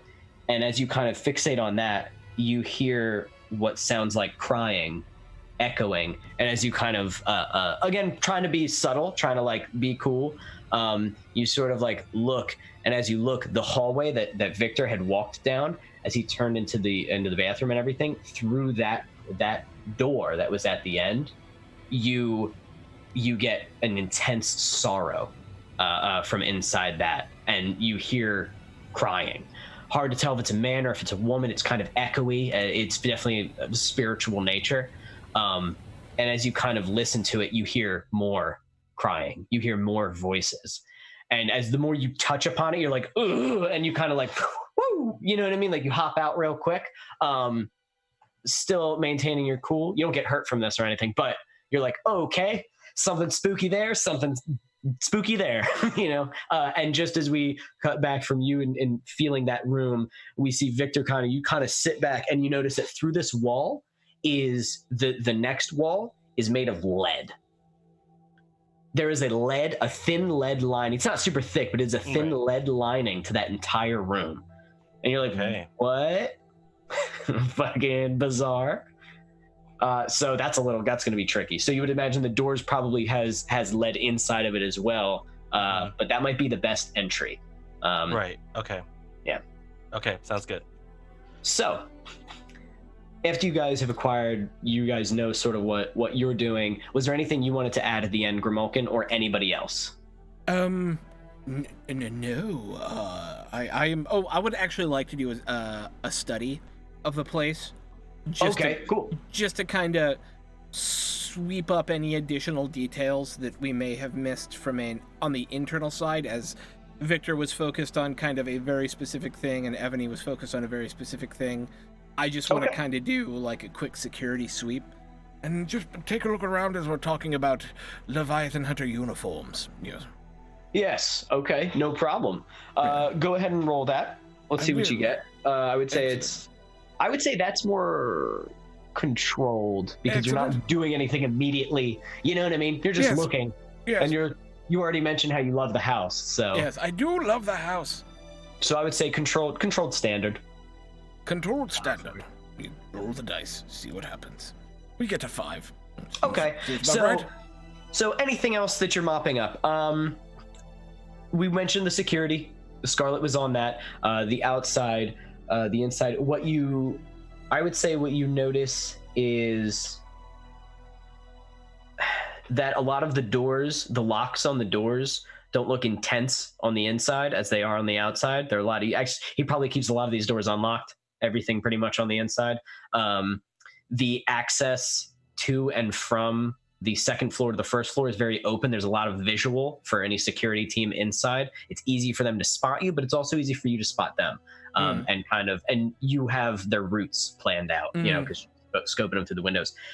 You have scoped out the security routes on the inside as well. And you kind of know where they're going to be and where they're not going to be. I would say you've learned all of the dark nooks and crannies of the home. And if you need to make like a quick hide, you can remember that for when you guys are actually hopping in here. Exactly. What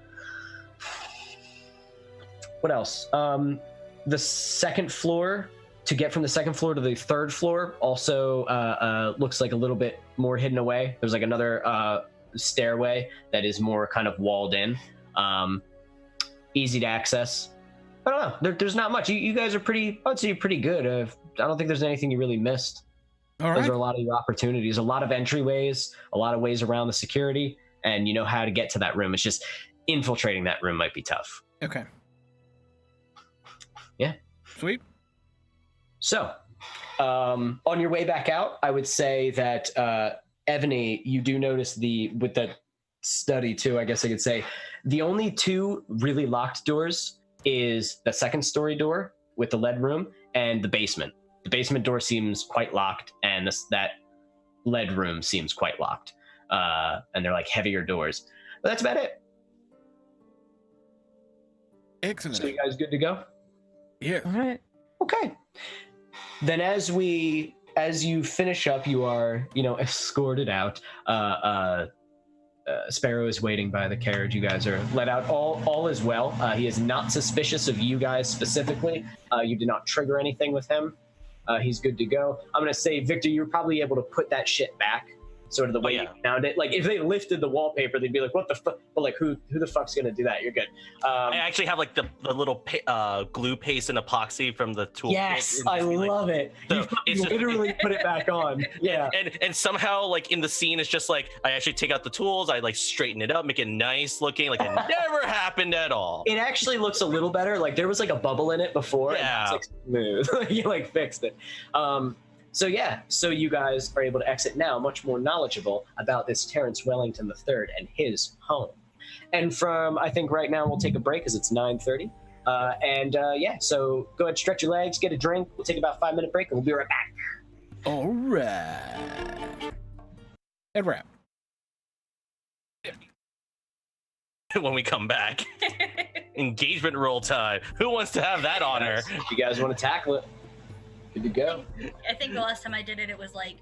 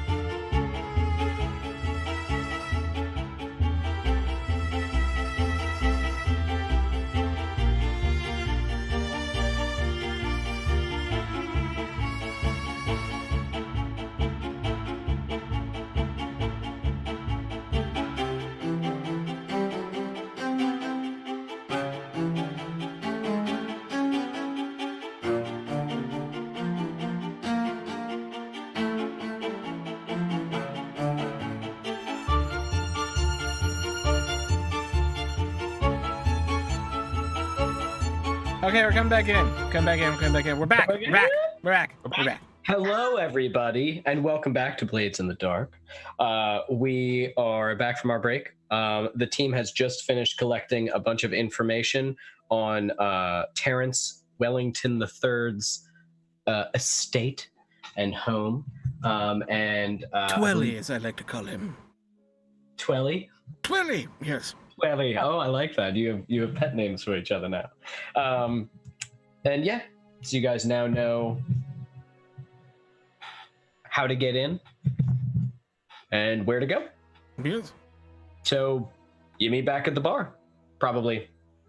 All right, yes. So I do want to advocate again for actually kidnapping him and bringing him to John Irons if at all possible. Okay. Great. I'm saying that should be a secondary goal.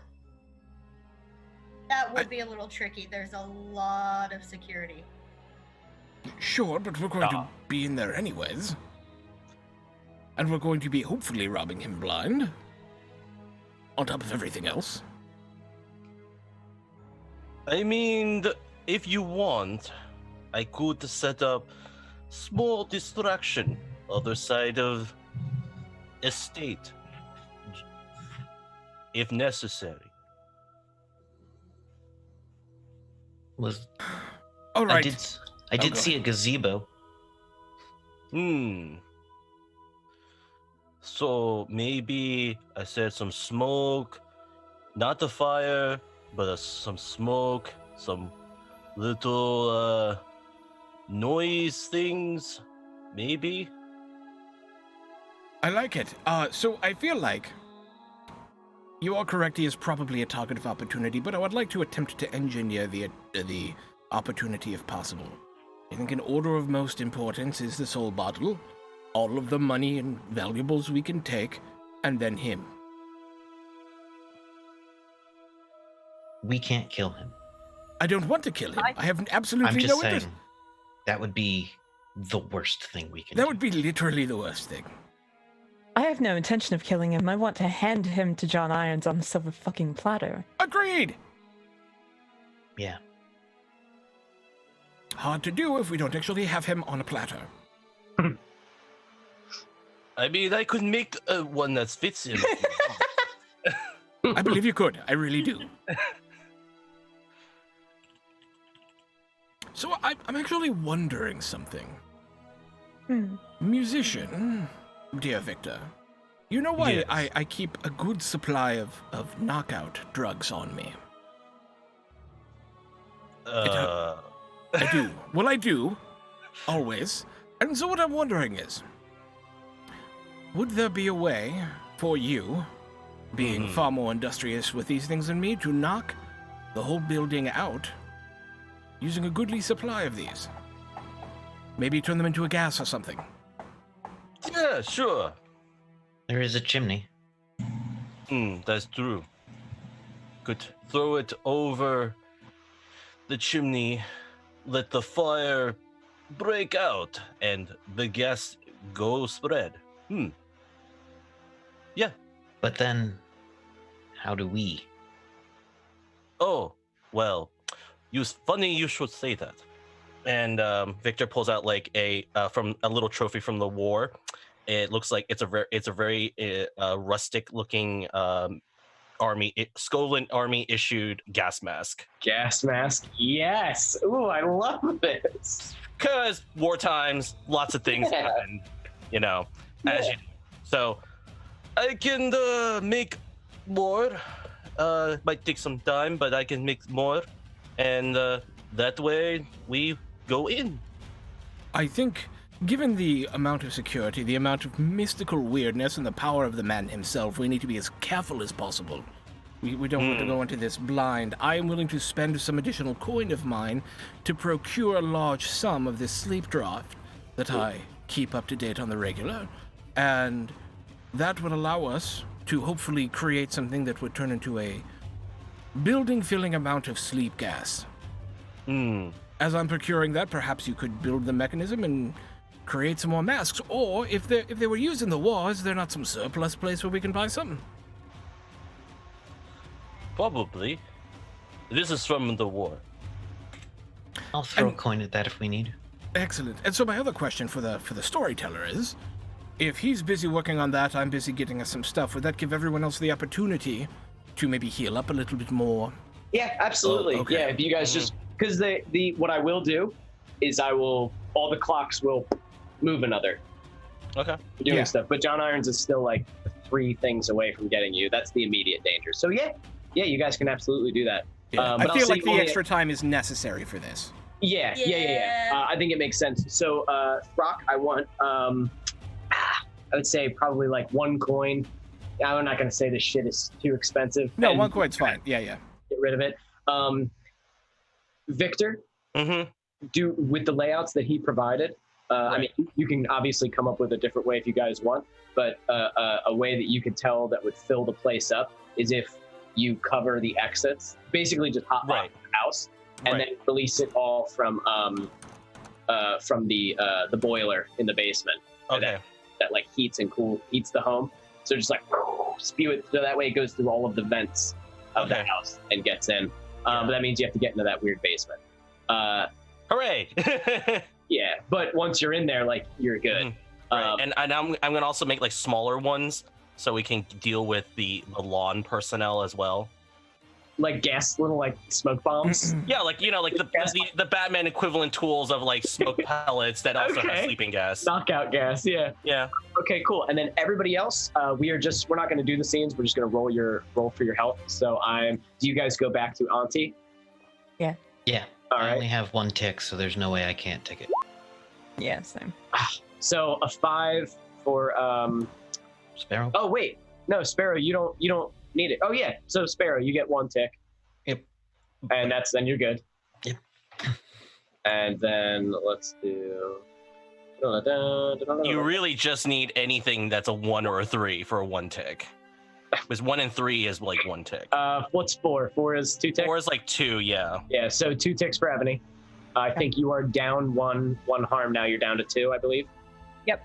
Yeah, you reduce the level of the harm. And you're 1 tick on the 2 clock. And Or no, I'm down to 1. I had 2. I'm down to 1. Oh, okay. Oh, Cool. and if you need a double of a thing to get the -1 dice, right? You need 2 level 2 wounds to get the 1 dice. You need. I think you just need. Is it? You just need the 1, or you just need the 2? Just the 1. I think it's just. I think it's the if you're on level 2 at all. I think you get that. Yeah. Okay, negative. but you can take 2 level 2 wounds and a third, or 2 level 1 wounds and a third level 1 wound knocks you up to level 2. Knocks it 2. Mm-hmm. Gotcha. It's just the initial damage that you guys were receiving is like ow, and that is at a certain level, and then it can get worse if you guys didn't keep getting hurt. And then Scarlet, do you heal up? Victor is busy; he cannot heal you. Yeah, I can't heal you. So do you want to also go to Auntie? Yeah, if Sparrow is willing. Would you allow Scarlet to go to Auntie? If you leave the cat at home. I'll leave the cat at home. Okay. Auntie is only gonna have 3 dice for you because it's not spiritual. 4. Okay, and that's That's like 2. 2. Mhm. Okay, cool. And it rolls over, Cool. so that's the nice thing. So you guys are healed. Victor? Okay, I'm gonna be tinkering and building the stuff. I'm also gonna spend a coin to up my dice count because I'm crafting. Oh, I like that. You have finer materials. Oh yeah, so Makes sense. I have to get the materials and everything, and also it spends a little time as well. But I get a bonus die for that, and for now I'm okay with that because that's also 4 dice. That's plenty. All right, roll it up. Controlled, I'm guessing. Yeah, this is controlled. Great. Okay. Yeah, I'm not gonna do this. I'm not gonna do the push yourself yet. I have enough to do later. Can I assist on this, or is that not a thing during this kind of? Because this is basically acquiring an asset, right? I mean, right? Yeah. Yeah, I can't. I don't think I can help you. Sorry. Yeah, that's okay. I spent the coin, which I know was one of the effects. Like I could. So great's fine. And I get 1 bonus die. do you know something about gas masks, Kevin? Is that why you're? No, but I have some skill in tinkering. Do you? Yeah. Locks. Oh. Yeah, I think like. Yeah, because I think what was it? Fuck it. Help him out, right? Unless Victor, you want to do this specifically on your own and want it. No. I mean, I'll take any help. Victor will take any help to just whatever. Back up to 6 stress. Wait, does that hurt you? It gives you stress if you're. Why would you do? All right, whatever. You wanted to do it. You wanted to do it. Go ahead. Because I want it to work. Victor, take the extra dice. Yeah. So all right, with the coin and everything. All right, so that's 2 extra bonus die. Double 6s. Ooh. Not only are they gonna work, but they are good. You now have these forever. They are gonna last. This is now an acquired thing that you guys can always, after this job is done, unless one of you takes a bullet to the face and it blasts the mask off, which I don't think is gonna happen. You can hang these fuckers on your wall and use them in the future for any other gas-related mission. Yep. Are we really sure it's not going to happen though? I mean, I don't know what you got. If you run up and go like, shoot me in the face, punk, shoot me in the face, then yeah, I guess I'll have to shoot you in the face. I don't know how to not shoot you in the face at that point. Right. Just don't do that, I guess. But yeah, no, they're don't come up against John Irons because he's a headshot king. Yeah, that might not be the best person to ask for testing. Yeah, no. But yeah, I'm gonna say, Victor, you exit a room that's filled with this gas, and you're like. Like, it's good. It just spills out. Some like cabin out in the backyard or some shit. Mm-hmm. So yeah, you guys got the solid masks. And all the sleep gas bombs as well. Yeah, Grimulkin, you get the shipment of sleep juice, and you're like, You taste a little bit of it, and you're like, okay, it's good stuff. It just calms me down a little bit at this point. little bits of it, just. So yeah, so you guys are ready to roll, I would say. Engage. And do you make an apparatus to pump this stuff through, or are we more saying that you're just gonna like throw it in the boiler or something? The hope was that there was an apparatus, but I'm not an expert, and Victor is. So you tell me what for we the can do. apparatus, what it is, it's going to be it's going to be a burner with a canister, and it's going to have all the sleeping the juice in it. And there's going to be a collector then there'll be a little bit of the glass tube that will eventually head to a higher point, so that way it cools off, and then it turns into gas and it goes into a receptacle. Okay. Also, that air pump so it pulls the pressure in. I like it. Mm-hmm. I like it. All right. Excellent. Then I would like you all to tell me if there's anything else we need to do before we make this engagement roll. So we've got the thingy, we've got the masks, we've got the layout, we've got our entry point. Yep. Everything else can be handled through flashbacks. Yes, and everything else can be handled through flashbacks, and okay. Yes, I'm sure I have a plan B that we'll find out through flashbacks when everything goes to shit. Very well. Then would anyone like to do the honors of the fortune roll? I believe, Grimulkin, you get an extra die for it, don't you? Yeah, I throw an extra die in for information gathering. I think that would make sense. I was gonna say, does this count as a clandestine infiltration for us to get an extra die? What does clandestine mean? Super secret. Because because our second story special ability for our crew is if we execute a clandestine infiltration, you get 1 extra die for the engagement roll. Well, you guys are being as quiet as humanly possible. I guess I would consider this. Yeah, this is a full stealth. You're going full stealth right now. Yes. 3 dice so far. 3 dice. Are you hitting him where he's particularly weak? I don't know about that. You're putting him to sleep. Everybody's weak to that, but it's not like a kryptonite for him. No, but it's also not. I would imagine it's not also hitting him where he's strongest. Hell no. Yeah, so maybe that one's a wash. All right.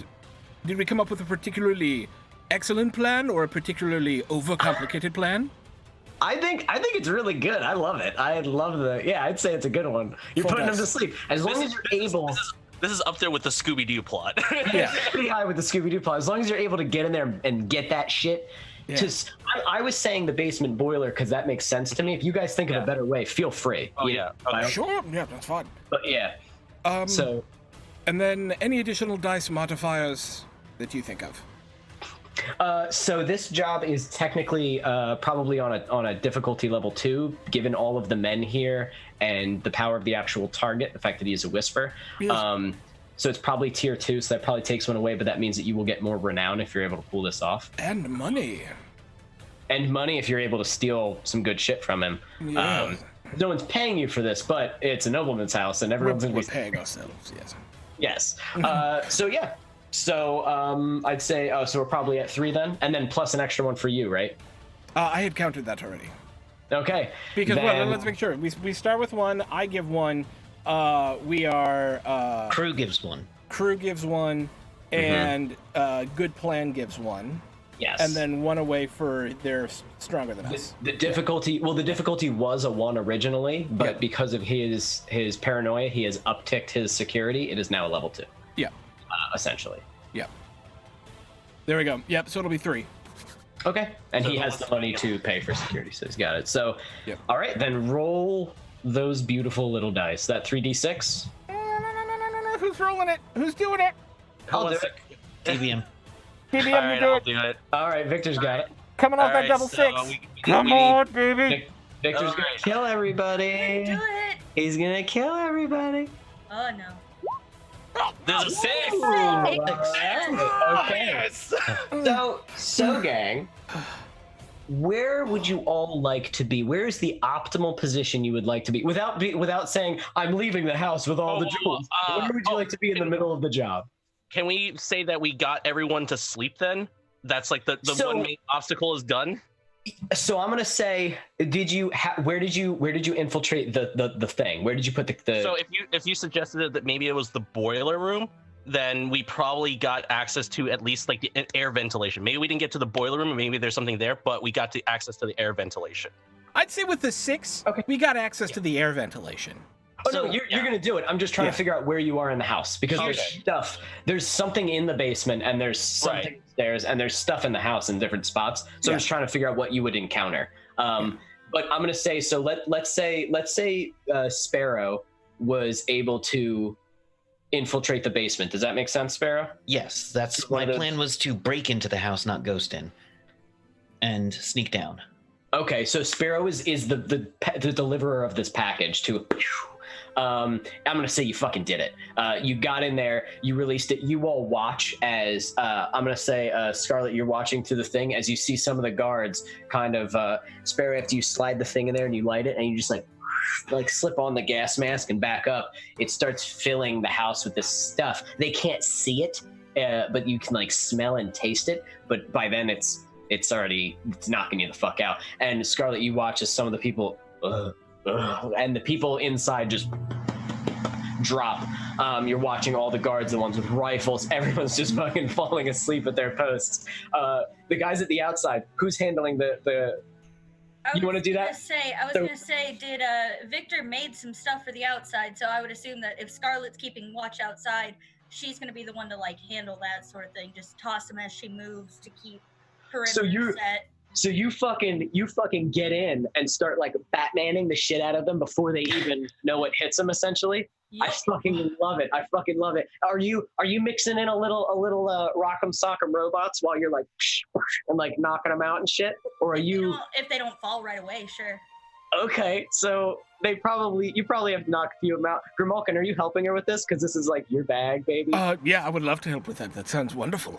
So you guys most likely flank them, split, and start taking the guards out. Those who don't get a face full of it and pass out right away. You, Scarlet, you're a pretty violent person too, I would assume. So I'm guessing you kind of what do you use? How do you knock somebody out with just your?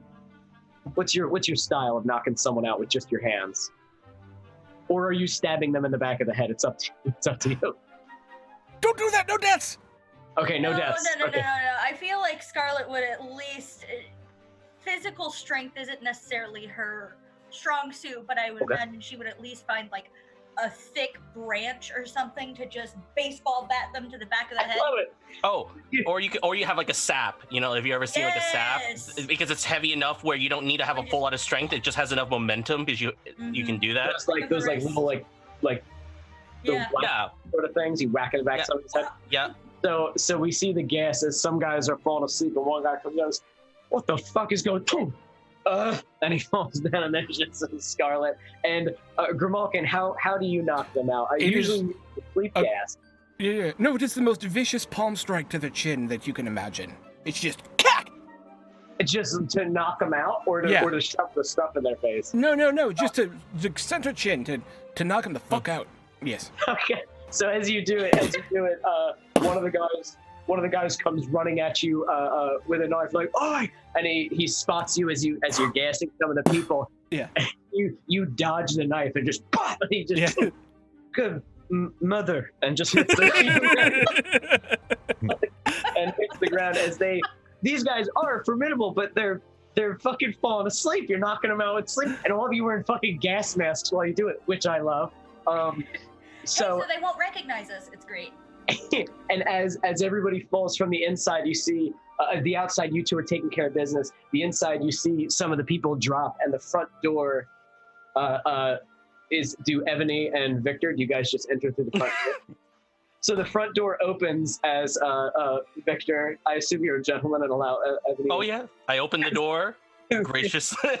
As you two walk in with your gas mask, the gas filling, resting along the entire area, and everybody just out fucking cold, you are able to enter the home, followed very quickly by Grimalkin and Scarlet. And you guys are in the house. Yes, Grimalkin. My sole goal, because I have nothing to do with the soul bottle, that's totally going to be Victor and Ebony, is to find all of the most expensive portable things I can and put them in a bag. No, we have the carriage still. We're using the carriage. Okay, and some pretty heavy expensive things and put them in the carriage. Grimalkin's gonna literally steal everything from this house while we do the job. You don't have a carriage. He has a carriage. Oh, we're taking his yes, and, right. And we're going to sell his carriage. Yes, that is correct. So much nicer. Better. Yeah, that's true. Which we won't keep. He has a beautiful. No, we won't keep, but we're so just gonna use it to but steal you can everything. definitely sell to a carriage. Yes, we can also sell that too. No, we can sell it to someone Someone very will buy quickly it. for Definitely. very cheap. Yeah. And I have to find a is true. bottle of scotch. Very, very nice scotch. I know who will buy your carriage from you. That's Oh, God. okay. So let us. So you guys enter now. Grimalkin, here's what you know. Like I said, weirdly kind of minimalist when it comes to what's in the home. Definitely still expensive things. Don't worry, you're still gonna be. You can literally be ransacking the house, which is what I'm assuming you're doing. This is You're what I looking shall forward- do. This You is do what I know shall do. where all of the rooms are, so you kind of have a good idea, and you've been in here before, you've cased the joint, you kind of know where everything is. You were never in the master bedroom, but you fine. that's A, where Fuckface is sleeping, and B, where some nice things may be. I can't help myself. My drive is to actually capture this guy if possible. When I'm up on the second floor, I just want to peek my head in the master bedroom and see what I see. Okay, that's on the third floor. Oh, his but master. we'll- No, I have not been up there yet. Okay. But we'll get to you. Let me see what everybody's doing. Sparrow will get to you in a second because you are the infiltrator. You're always the one who's probably going to run into shit first, it seems, because you always enter like the house first. Everybody else, what's everybody doing? Scarlet, let's start with you. Are you sticking with the team? Are you ransacking like Grimalkin is? Are you running security? What's your thing? She'd probably do a little bit of ransacking with Grimalkin, but her main priority is security. Make sure people don't wake up. If they seem like they're waking up, she's gonna put them back to sleep. Tie their hands and their feet. Oh, that might be the better plan. Tie their hands and their feet. Oh yeah, there we go. That's very good. So that's kind of what you're doing, and every once in a while, blackjacking someone in the back of the head as they're like, "Wait, where's the cookies?" And you whack, they're fucking out like a light, and you continue going. Or Grimalkin, you're kind of fucking okay. And you like look upstairs, like, and I would say you probably like look at the rest of your team, like, making your way up, like, I cannot help myself. I simply cannot. Victor and Ebony, are you guys going to that second story? Yes. Yes. Okay. So we'll get to you guys. Actually, let's do you guys. You guys, because that's probably where you beelined it for, right? Mm-hmm. How are you infiltrating this room? The door, the main door, has a hefty lock on it. You're definitely gonna have to tinker that shit off. Okay. or like blow it up or whatever you want to do. I will say for the moment, just because we don't know. Yeah, I mean, I don't really know what's on the other side. So what I'm gonna probably end up doing is I'm gonna use a little bit of I'm gonna use Tinker to pick the lock. I'm gonna use a mixture of both the acids and also a mechanical device to jury rig it to kind of get it loosened. Okay. Also, in case there's like an extra secondary lock for whatever reason. But yeah, so what's the roll? It's gonna be risky, I'm guessing. Yeah, I guess we'll call it risky, but great effect because you'll get it off and you'll get in there. I want this to succeed, so I'm gonna go ahead and take the 2 stress to push myself. Okay. And you want to get in that room? I really want to get in that room. Okay, so that's 4 die. There was a 5 in there. Okay, good. So you are able to get through it, but it's not like it matters because everybody fucking passed out. It's not like they're not going to know that something happened. Clink. But you definitely like, you're like, whoops, and someone's going to know that you got in there just because. But like, whatever, you're not a thief. Your job is to break things, and it's what you did. And the door is now openable. It is heavy, and as you pull it open, Evany, you look in and are like, ugh. And we'll see in a minute what you were seeing. Sparrow, you were able to breach the basement. You were able to get in there, and you were able to get the thing where it is. And as you kind of back up and go to meet the rest of your team, you're making your way through this like pitch black basement, essentially. I'm gonna look around because if everything's going to plan, and it sounds like the footsteps upstairs are, I don't need to go up there and loot. I can loot down here. Okay. And you have night vision goggles, essentially? Yes, I'll have them built into my...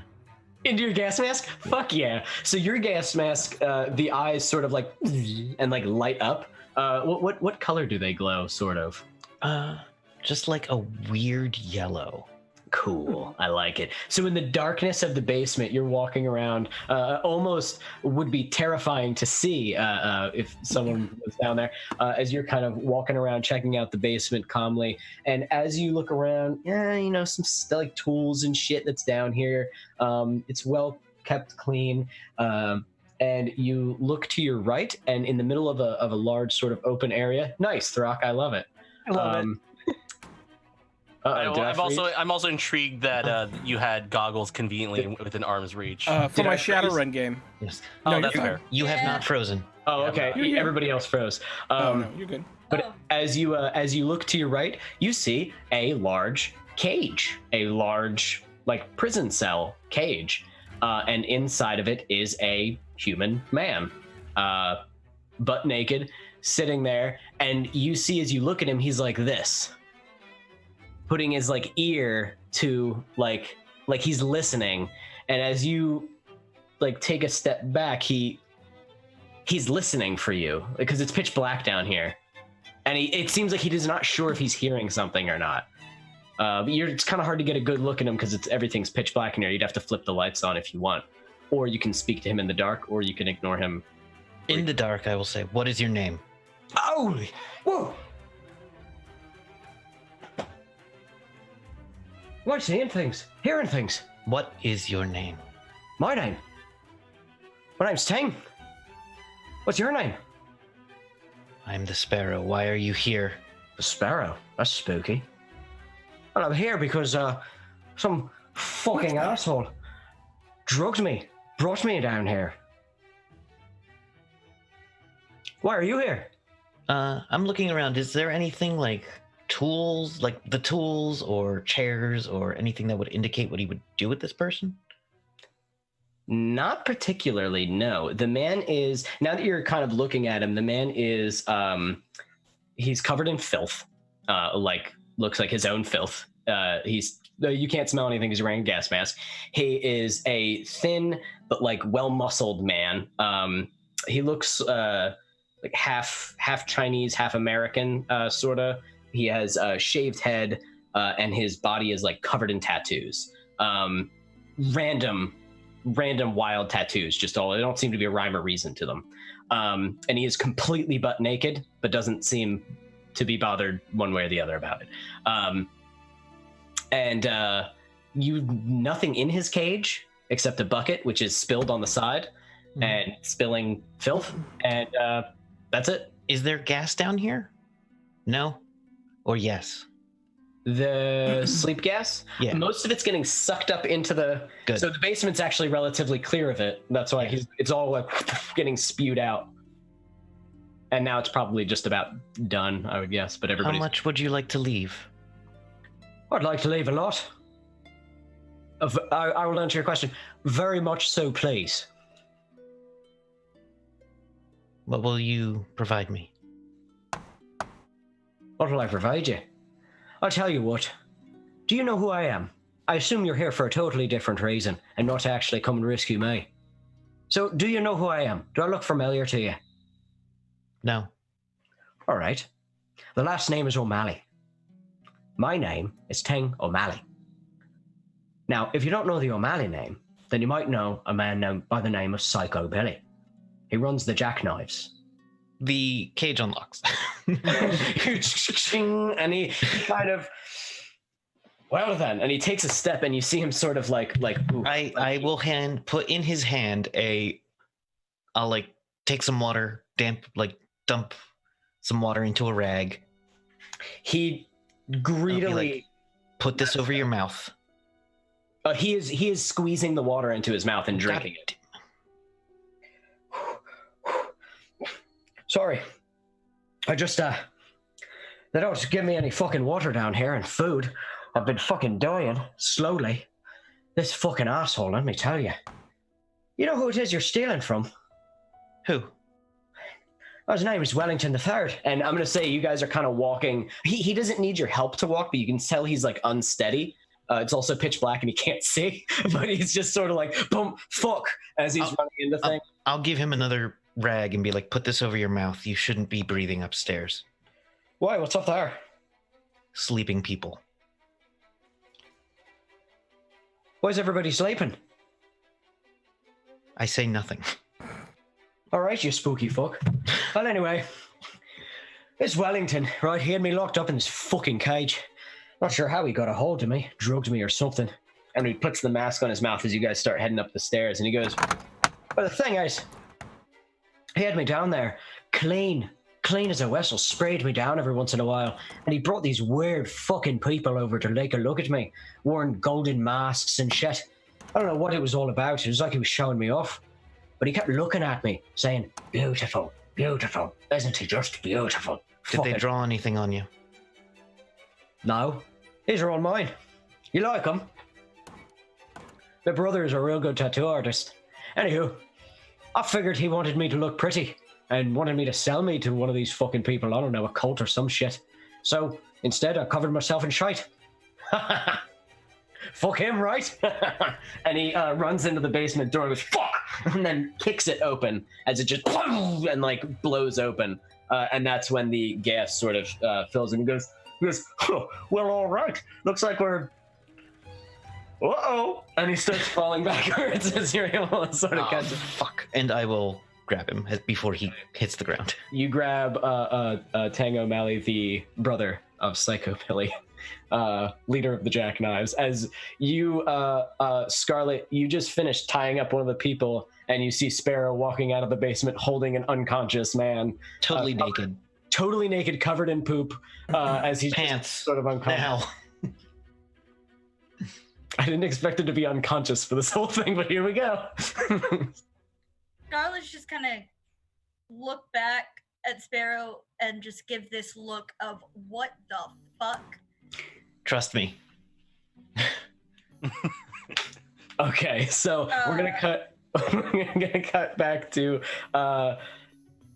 you two. Let's do Ebony and Victor. Ebony and Victor, you guys have entered the hobby room, as the sign on the door indicates. Little plaque, the hobby room. Gross. It's a large room containing many odds and ends, a lot of which you see are spirit wards and broken spirit masks, but still displayed. They seem very old, but like I said, chipped, broken, like they don't work really anymore, but ornamental kind of. Collector's items. there is a large assortment running all along, like the room's almost like a long hallway with displays on either side, the masks hanging from the ceiling, and from the floor up, standing on these little podiums, are these metal boxes. Each metal box has a circle with like a glass circle in the middle, almost like a little window cut into the metal with thick glass in between it. And they are used for viewing. As you look into these boxes, you see that inside of them there seems to be different kinds of things. Other, like I said, little trinkets. There's a spirit mask behind one of them.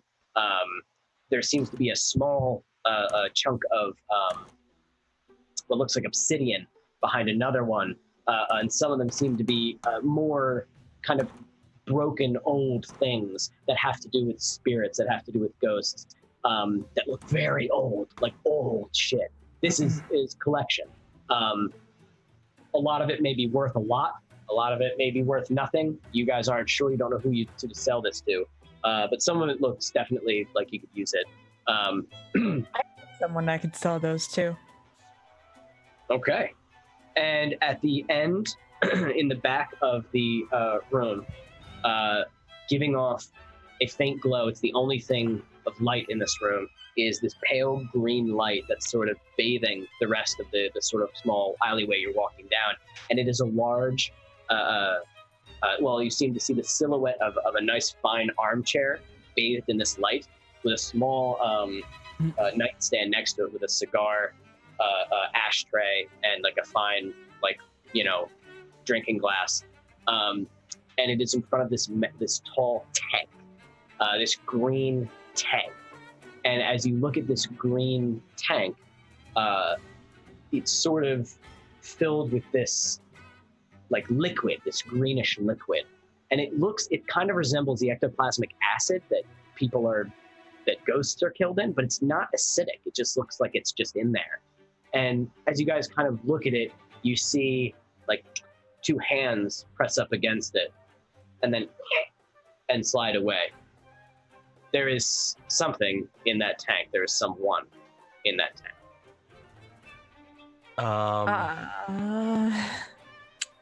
Victor's gonna pull out a crowbar and look at Ebony. This is where it goes to shit. Yeah.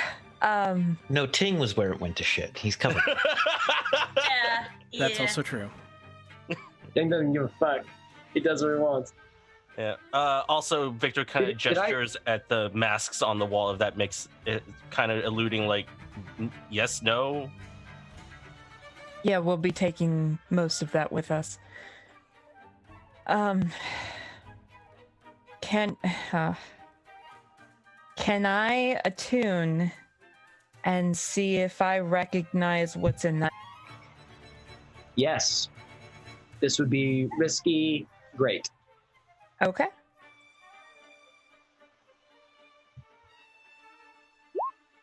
Yeah, Nice. I would. Okay, I was gonna say okay, I was gonna give you an extra die, but it doesn't matter. You did it. So you definitely feel, as you look at the tank, you instinctively reach into your pocket and you grip the wedding ring. And as you pull it out, it is ice fucking cold. And as you bring the wedding ring out, you just feel like this is the right thing to do. And you hold it out in front of you, and you see against the tank, like hands against the tank. And through the water, you can see a beautiful, sorrowful, and a little frightening face come up. There is a bullet hole right here in this gorgeous face of this very dead, ghostly woman. As she presses up closer, looks at the ring, looks at you. You see a bit of like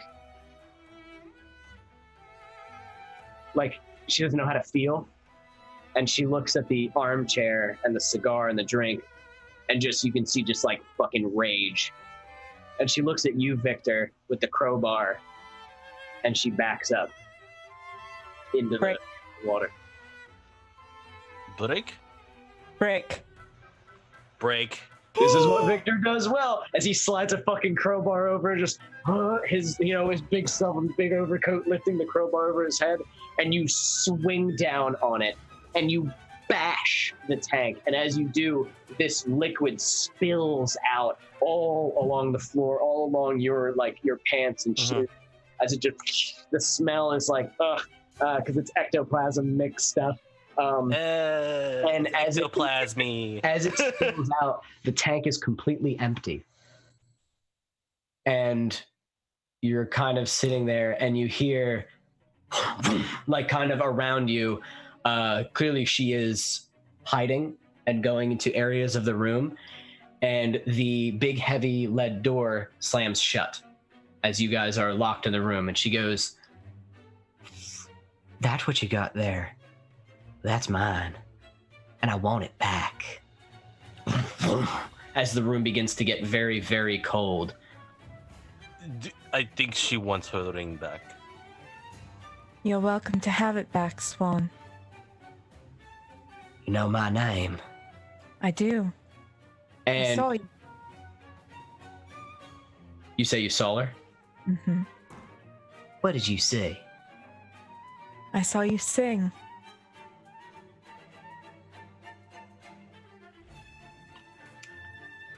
The room gets a little less cold. And you see in the ectoplasm that now washes over the whole floor, you see like footprints in it, as she doesn't affect the ground, but you can't help but affect ectoplasm stuff. Ghosts can't help but touch it. As you can tell, she is walking with purpose straight towards you down the alley. How do you feel about this? Do you become I will hold the ring out. She comes rushing over to you, stopping, and you see first the eyes, like the irises and the eyes kind of materialize as she looks at you, and then the rest of her sort of like washes into focus.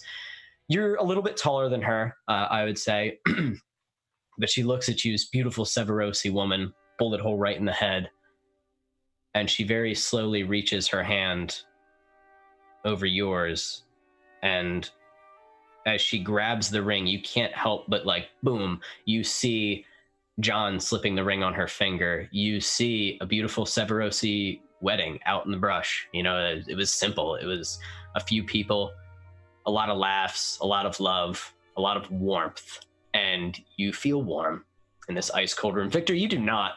In fact, this is probably freaking you out. Victor's just like, I will not interrupt. You're just standing there with your iron crowbar just in case. But yeah, just chilling. Just chilling. Just chilling. Cool. And you see this beautiful wedding and you see her happy, and you hear the gunshots and you hear her crying, and you feel those same spots in your chest that you felt before when she was shot. And you two have kind of like a moment.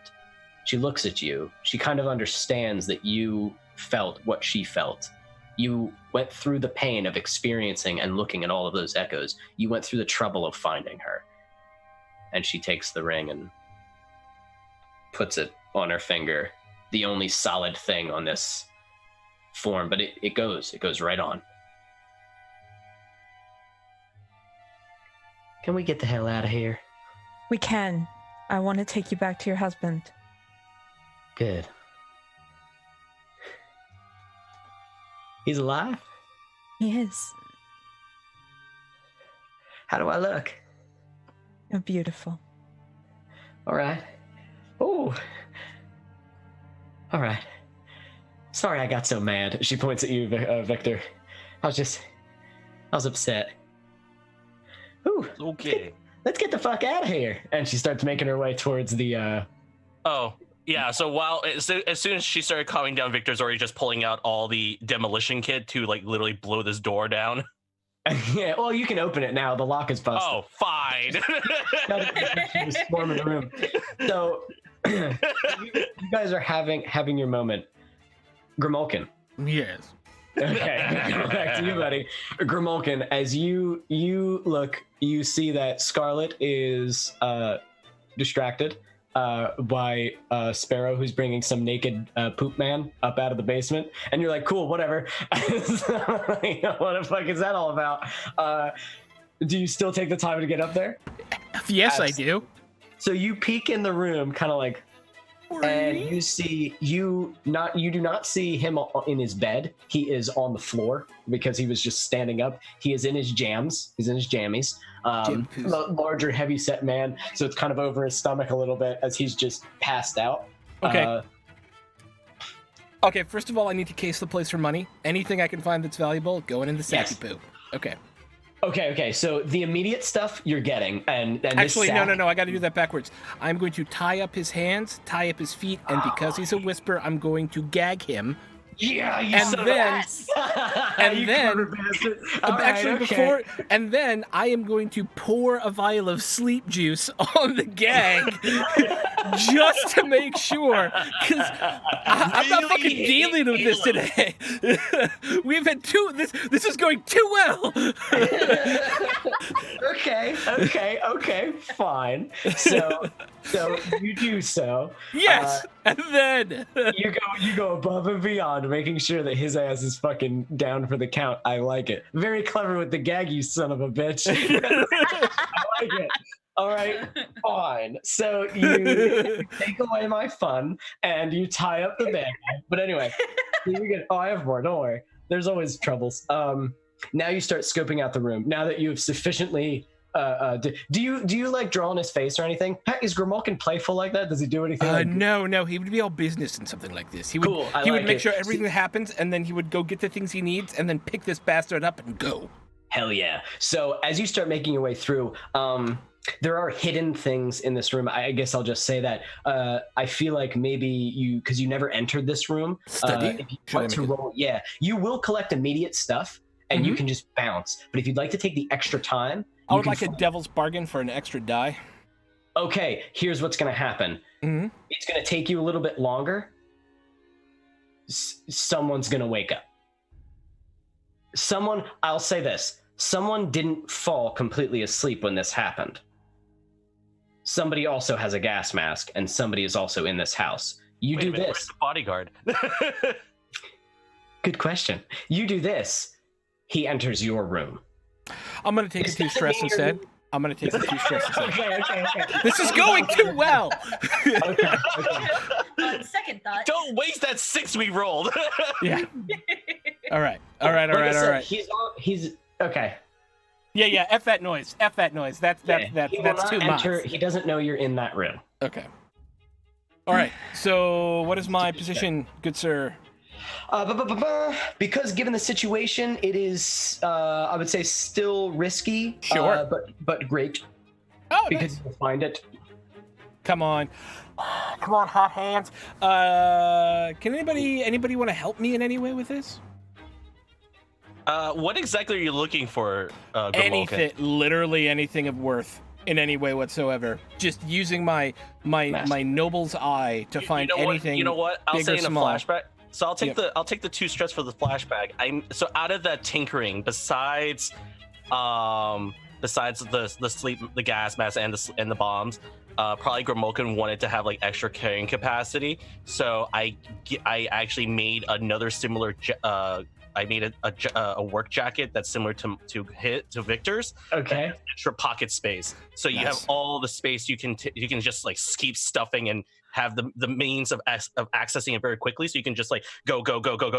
I'll tell you how that can help you in this instance too. In one of those pockets, you have stuffed the entire blueprints to this building, and you pull them out really fast, and you start going over them, and you look around this room, and you find that there was the blueprints that you got was a renovation. The house was renovated a few years ago, and you see that one of the renovations is a cutout into one of the walls, and you look right there. It's about the size of a safe, about the size a safe would be, and you can see that it was reinforced to keep anything from breaching it from the outside.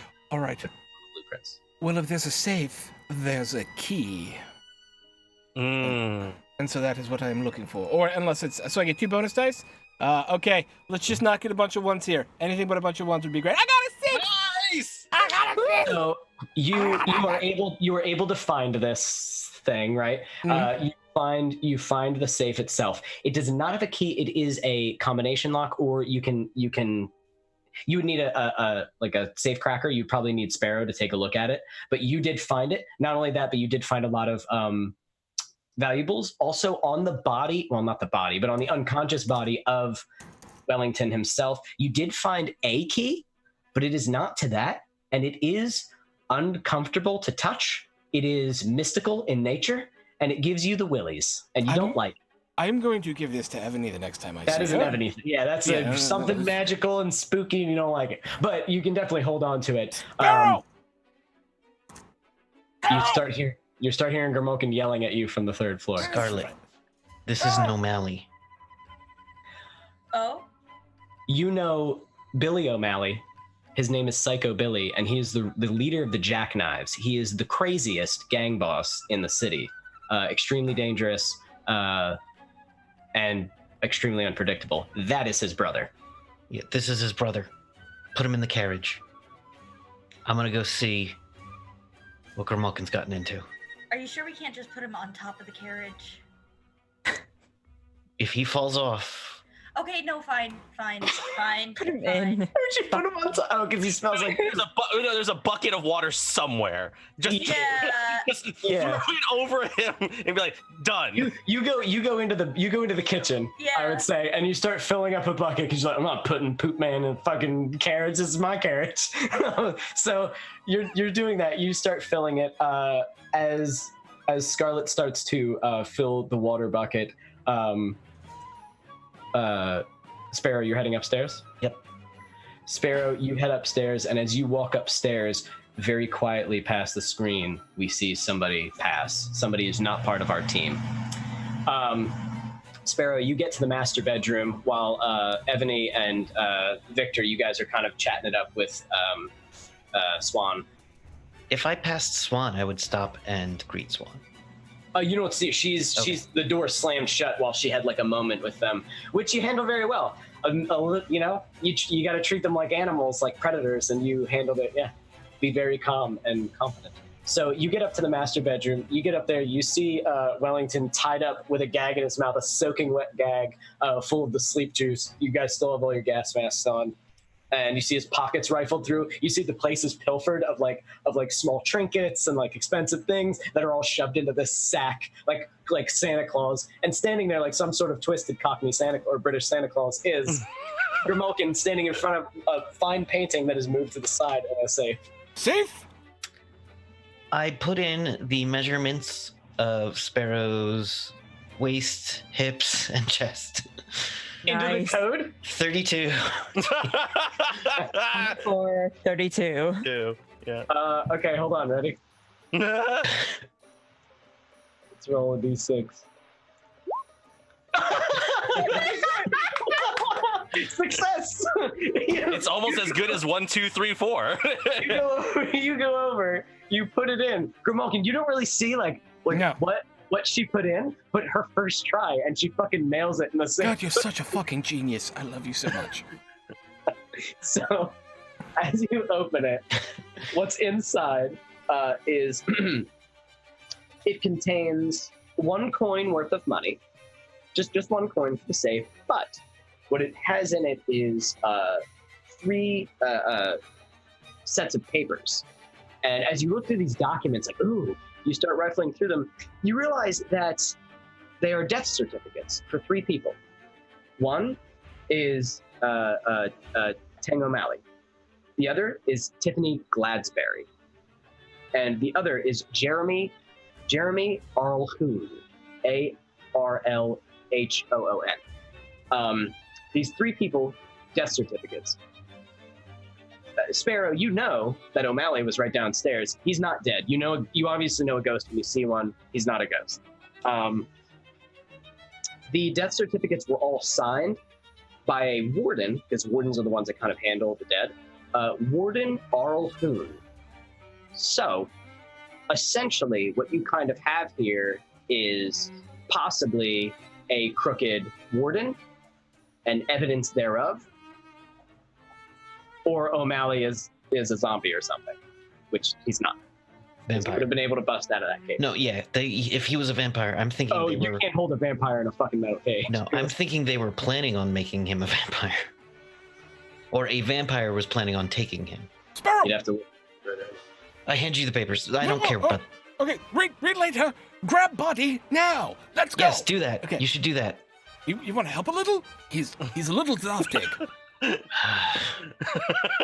pretty heavy. He's probably gonna take both of you to carry him. He's a big guy. Also, Grimalkin is like trying to be Santa Claus at the same time. Yeah, So it's I have like like pockets full of things, a bag, and now a man. Grimorgan is literally exploding with items. All right, so I take the bed sheets and I just like roll them in them and like tuck the end up and start dragging the bed sheet. Perfect. Let's go. you hear the clunk clunk clunk of his head on the staircase. I think I said dragging him out. Grimorgan's trying to carry his end, but he's so overladen with things that the head is just like. He doesn't need it for much longer anyways. Let's go. As this also is true. happening at this point, I would imagine Scarlet just kind of meets them and she's dragging O'Malley by his feet, trying to avoid touching him as much as possible, and they just kind of like exchange a look. So actually, before you get, while they're up there, you're gonna have a thing. You're gonna have. Oh. You have finished filling this heavy bucket of water, and you grab O'Malley by his stinky foot and pick him up and just start dragging him because you don't care about him. And as you start making your way, you know the sound of somebody rushing at you. They're being quiet, but they're in heavy boots and they're on tile floor, and there's only so quiet you can be when you're trying to make a fast approach. Somebody is charging you from the left side, and he's close. Probably too close for you to pull a pistol, but definitely close enough for you to like do something else desperate. She did. Pretty quick with those pistols, so you probably could actually do that. You're in the kitchen. Yeah, Knives. I mean, Silverware. within in the kitchen, she's just gonna pick up like a fork that's sitting on the counter and just stab Okay. the fork. Okay, so you're gonna basically, with how good, depending on how good this whole situation goes, I want you to roll what you're using. So what role would you use to attack this attacker? I would say skirmish. Skirmish? Okay. Yeah, because it's close combat. Wait, is there like a thing for like bang bang, like long range gun, like long range weaponry? Yeah. Or is that skirmish? It's Hunter also skirmish. Or she hunter. does- Oh, Yeah, or you could also use Hunt. because if you want to go technically long range and like try to bullseye it and like throw because your hand was already there and then throw a fork instead of stabbing it, like that could be the flavor of your character if you want, or you can just fucking stab him with a fork. It's up to you. But I'm just trying to think of like ways for you to really utilize your roles the best and your skills the best. yeah, in all honesty, if I could get away with using hunt, if I could like attack with like just throw it at him, aim for the eye. I like that. Yeah, you use what you're strong with, I guess. Well, I you know what I think is because Scarlet's so proficient in knowing the human anatomy. She aims for precisely where throat should be instead of, and that's what we're going for. So it's all about precision. I like that. You will hit him in a spot that hurts and will be detrimental to his ability to fight you. I like that. I like that a lot. That's good. That's good, DBM. I also want to take on an extra 2 stress so I can go ahead and get that extra die.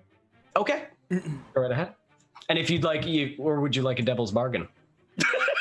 No, No, thanks. Last week. I have some stress to play with here. It's fine. You guys are disappointing Kevin. No, you're not. No. He's been waiting to ruin your life all night. What's my position? So desperate because it's like a whoa, and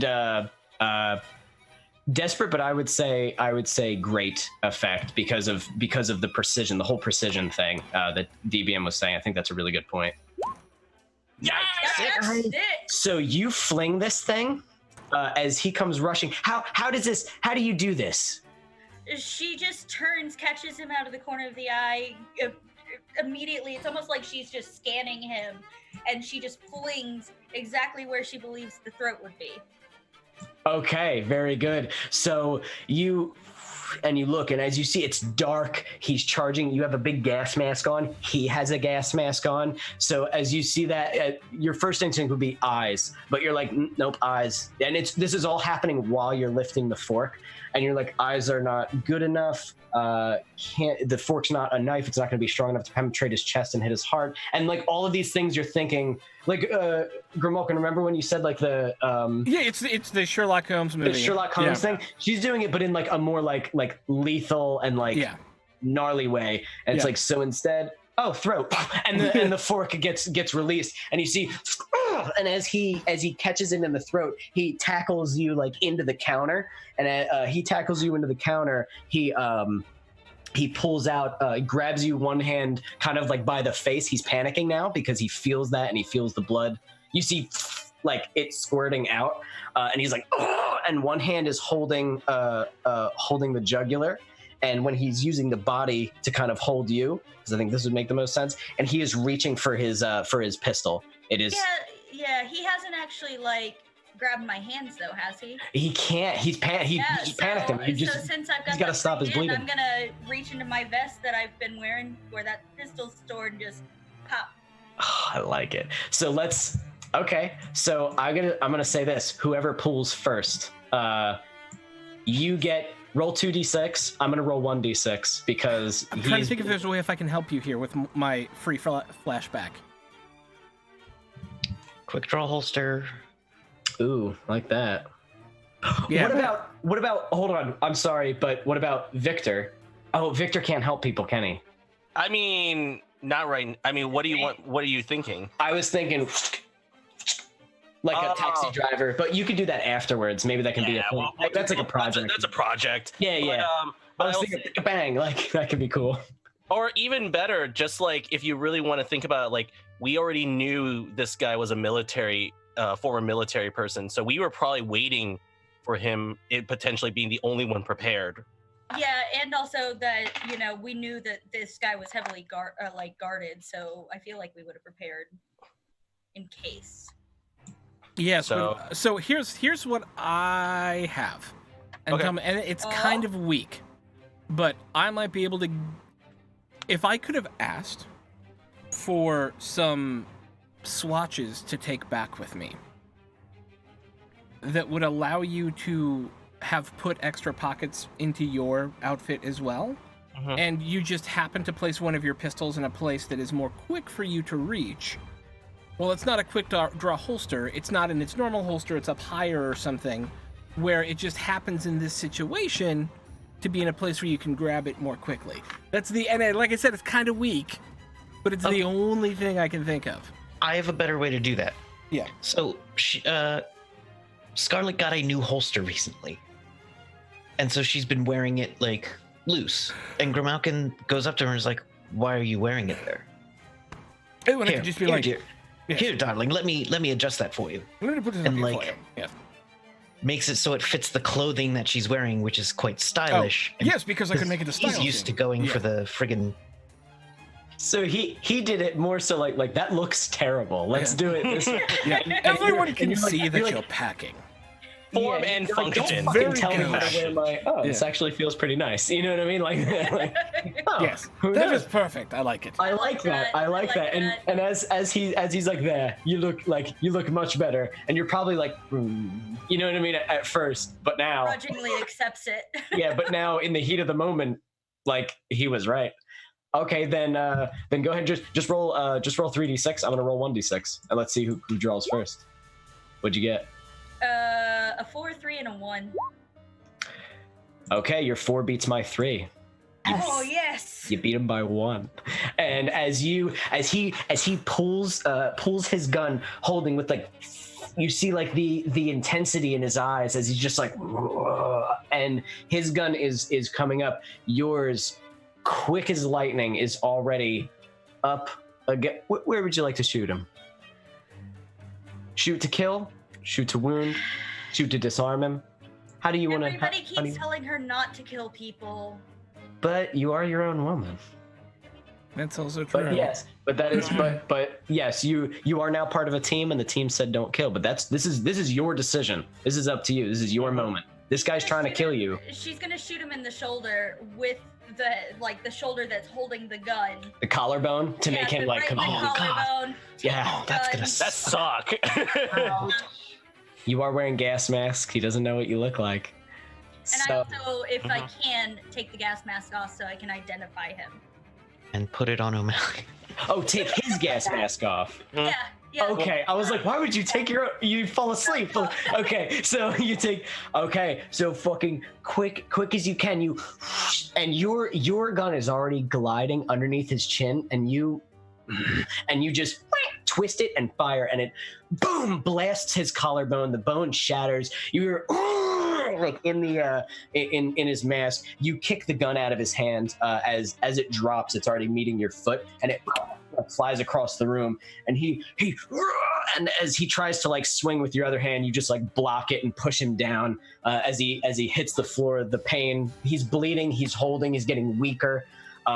And you lift the mask off. You definitely ID him. This is the Mr. Terse. Terse, the right hand man, the security man. And as you lift off his mask, he's like, oh fucking kitty. And you see he's very pale. He's losing a lot of blood. You will actually have to stop the bleeding for him if you want to save his life. So there you are standing with a poop man, a big bucket of water, and a bleeding man, and you're just like, what the fuck? What a day.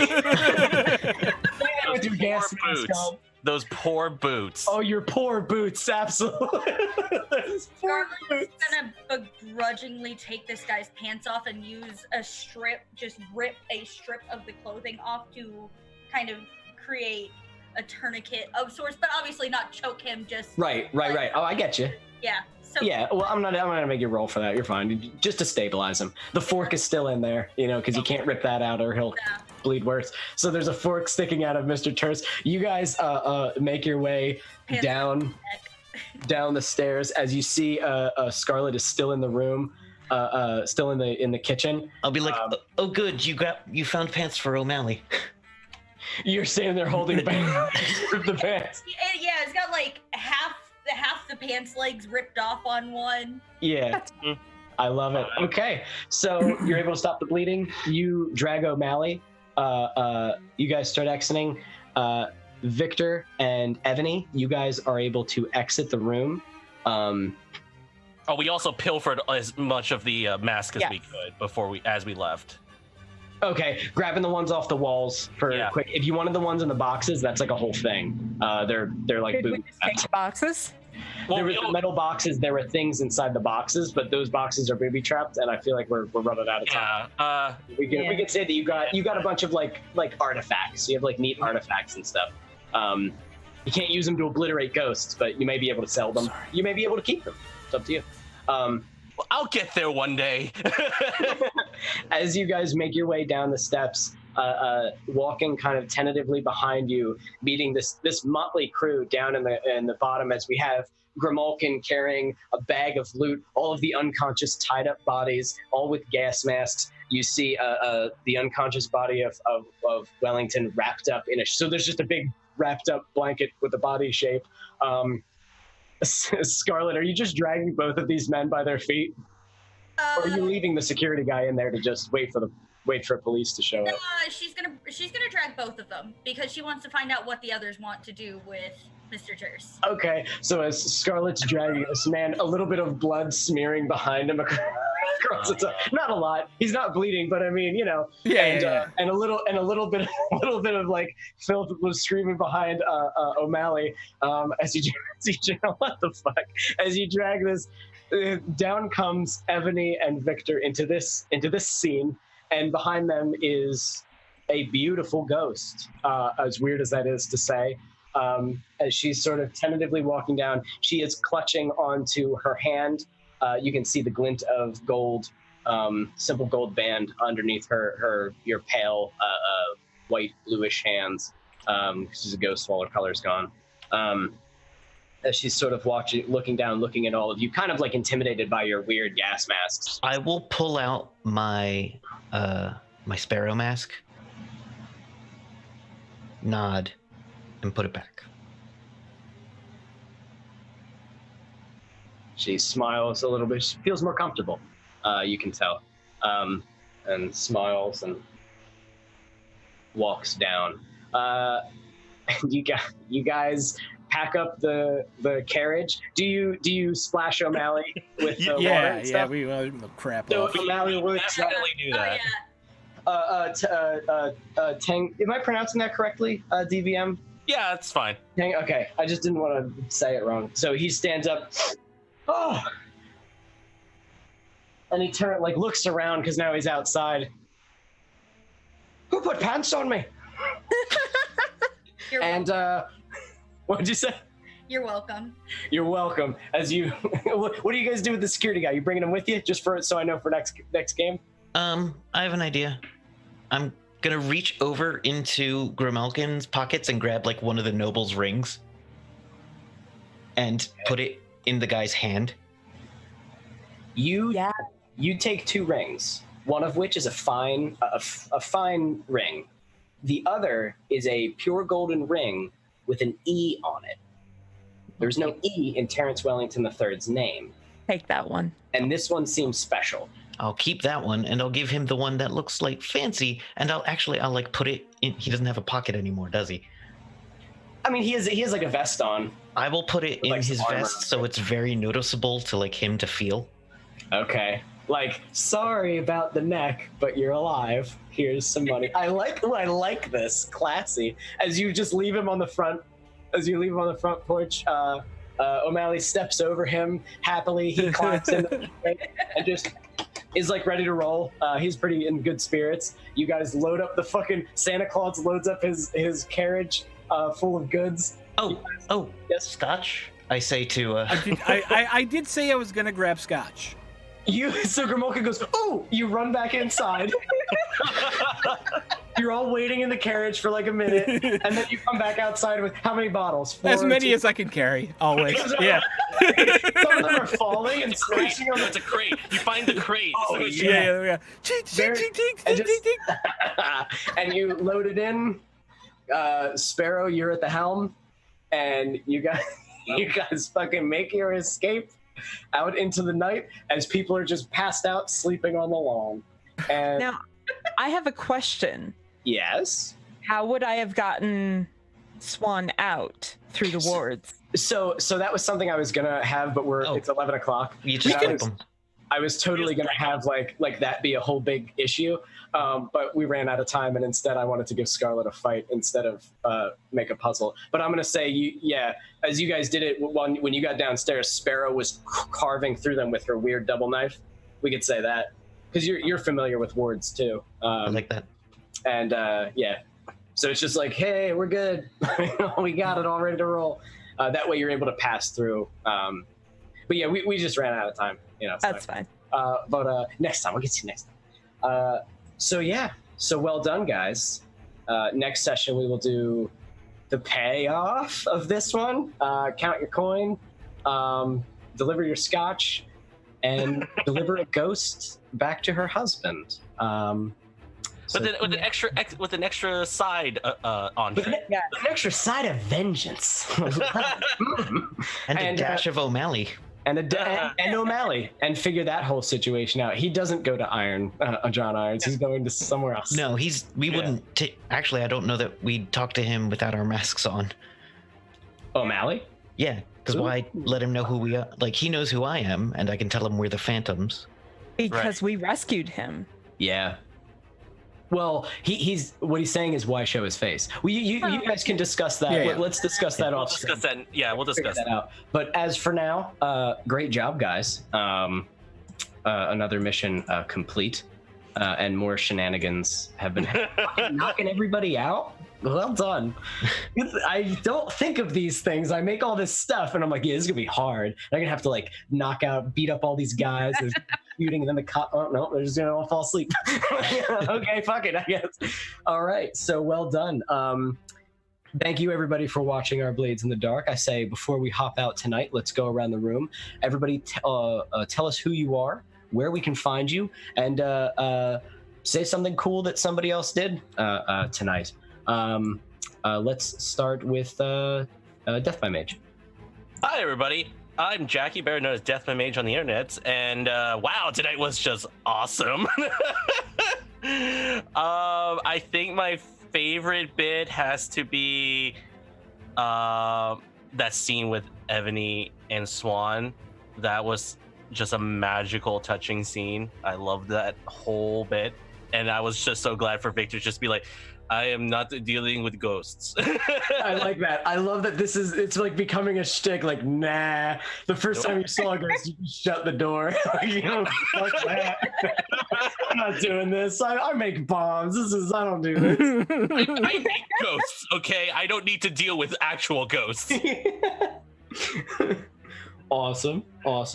And yeah, where can we find you? Oh, yes, you can find me all over the internet on Twitter. I roam there a lot. You can also find me on the Discord for Welcome to the Party. And you can check out my website, deathbymage.com, where I talk about RPGs and D&D.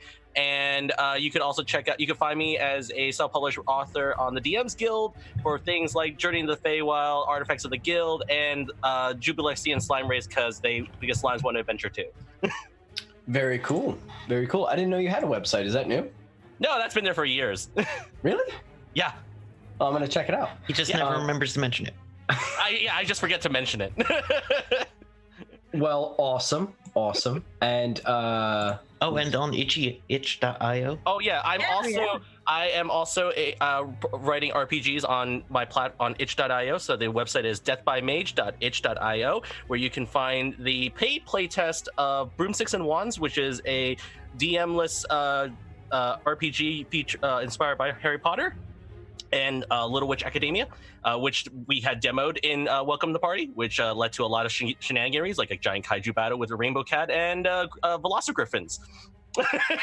It's a lot of fun. Velocigriffins sound somehow worse and more scary than regular griffins. Oh, and they were also kaiju sized, so that was even better. Good times. Awesome. And Crystal? I'm Crystal Fear. You can find me at Crystal_Fear on Twitter. This one was fun. This one was just absolutely fun. Actually, I really liked Grimalkin's interaction with the captain. That was really cool. Well, Thought that was fun. I had fun with that. The fact that he can just walk onto a Leviathan ship, which is the government's most prized, precious thing, and Grimalkin of all people can just fucking walk on. It's like, hi, everybody! It was a side of him we don't really see. It was cool. Mm-hmm. Yeah. Yeah. And you should check out my YouTube channel, because in a couple weeks, I'm going to have a new cover up on there. Ooh! Very cool. With a new microphone? Yeah. Nice. What is that? You just put it on the thing? Yep. Very good. And Throck? Hey, I'm Sean, also known as Throck. Ebony talking to the ghost was my favorite thing. It was really sad and freaky and nice, and just the way you were like, I saw you singing, and my heart like broke, and that was great. I loved that. That was really good. That was my favorite part of the night. Okay, where can you find me? You can find me on well, we don't have D&D for another month on Fridays, so that's sad, but you can find me Legend of the Five Rings Sundays 1 p.m. Eastern, and then Shadowrun Sundays 8 p.m. Eastern on Devil's Luck Gaming, and then of course here for Rifts on Tuesdays at 8 p.m. and here for this on Tuesday or Wednesdays at 8 p.m. And that's me. Very nice. Very good. And Bisonic? Hello, I'm Bisonic Kevin on the Twitter. I think my favorite thing was when Ebony said smash it, or was it break it? Break. Break it. It was Break literally the whole conversation was break, and then breaks. That pairing is fun. I love that. Yeah. It's like, okay. You need me to do my thing? I will do my thing. You need me to do my thing? I will do my thing. You two together is a pretty cool team. It's efficient. I go, yes, and no, I go. Done. No existential crisis is here. We just do it. Also, I love how much Scarlet hates being given Menial tasks. Like opening the safe. No, Scarlet hates the menial tasks. Like, Scarlet, yes. drag this guy. Get this guy covered in poo. Whatever. Ugh, fine. How Awesome. did I end up doing this? What? That was fun. So you can find me Tuesdays running the Crazy Gonzo Weirdo World of Rifts on this channel at 8 o'clock. The game is gotten weird and fun and interesting. Yes. So thank you. And that's all I've got right now. All right. And Kay? Hey, I'm Kate, also known as Undead K on the interwebs. You can find me sometimes on the Welcome to the Party Discord. I kind of more so lurk than anything else, but it's fine. You can also find me on a spin-off server. It's a play-by-post pirate campaign. Lots of people from Welcome to the Party are involved. I need to create a. Yeah. There's a link. And Okay, yeah, good you looking. can also find me on Twitter, K_undead. Very cool. Very cool. And all right. So then that wraps it up. I am your storyteller. Well, I guess we'll do me. I'm your storyteller. I'm Evan. I'm Evan Jennings64 on the Twitter. You can find me here every Wednesday doing Blades in the Dark. You can find me every Tuesday playing in the Rifts game that Kevin makes. Last time we dealt with the demigod Elvis, and that was pretty crazy. Yeah, that's about it. We have a charity. What is it? Throck, can you talk about the charity thing? I don't know all the things about it. But so for sure, from 8 p.m. August the 30th through midnight September 1st, I guess, we are running 52 hours of role-playing games in support of Raíces Texas, which is an immigration and refugee legal support nonprofit out of Texas. They do amazing work. In 1 year alone, they cleared 57,000 cases for immigrants and refugees. That's a big deal. And it's doing the real work on the ground every day. And we're going to have a huge number of giveaways. I think we're up over $4,000 worth of giveaways at this point, including 2 D&D Beyond Legendary bundles, a ultimate license to Fantasy Grounds, Sirenscapes giving away 2 2-month subscriptions, $450 from Modifius. We were playing an Evil Hat game, published game tonight. They gave us $150 in gift certificates. Like, all sorts of crap. You should be there, because we're going to be giving it all to people watching as we try to shill for money for an amazing, amazing reason. So come check us out. Very cool. Very cool.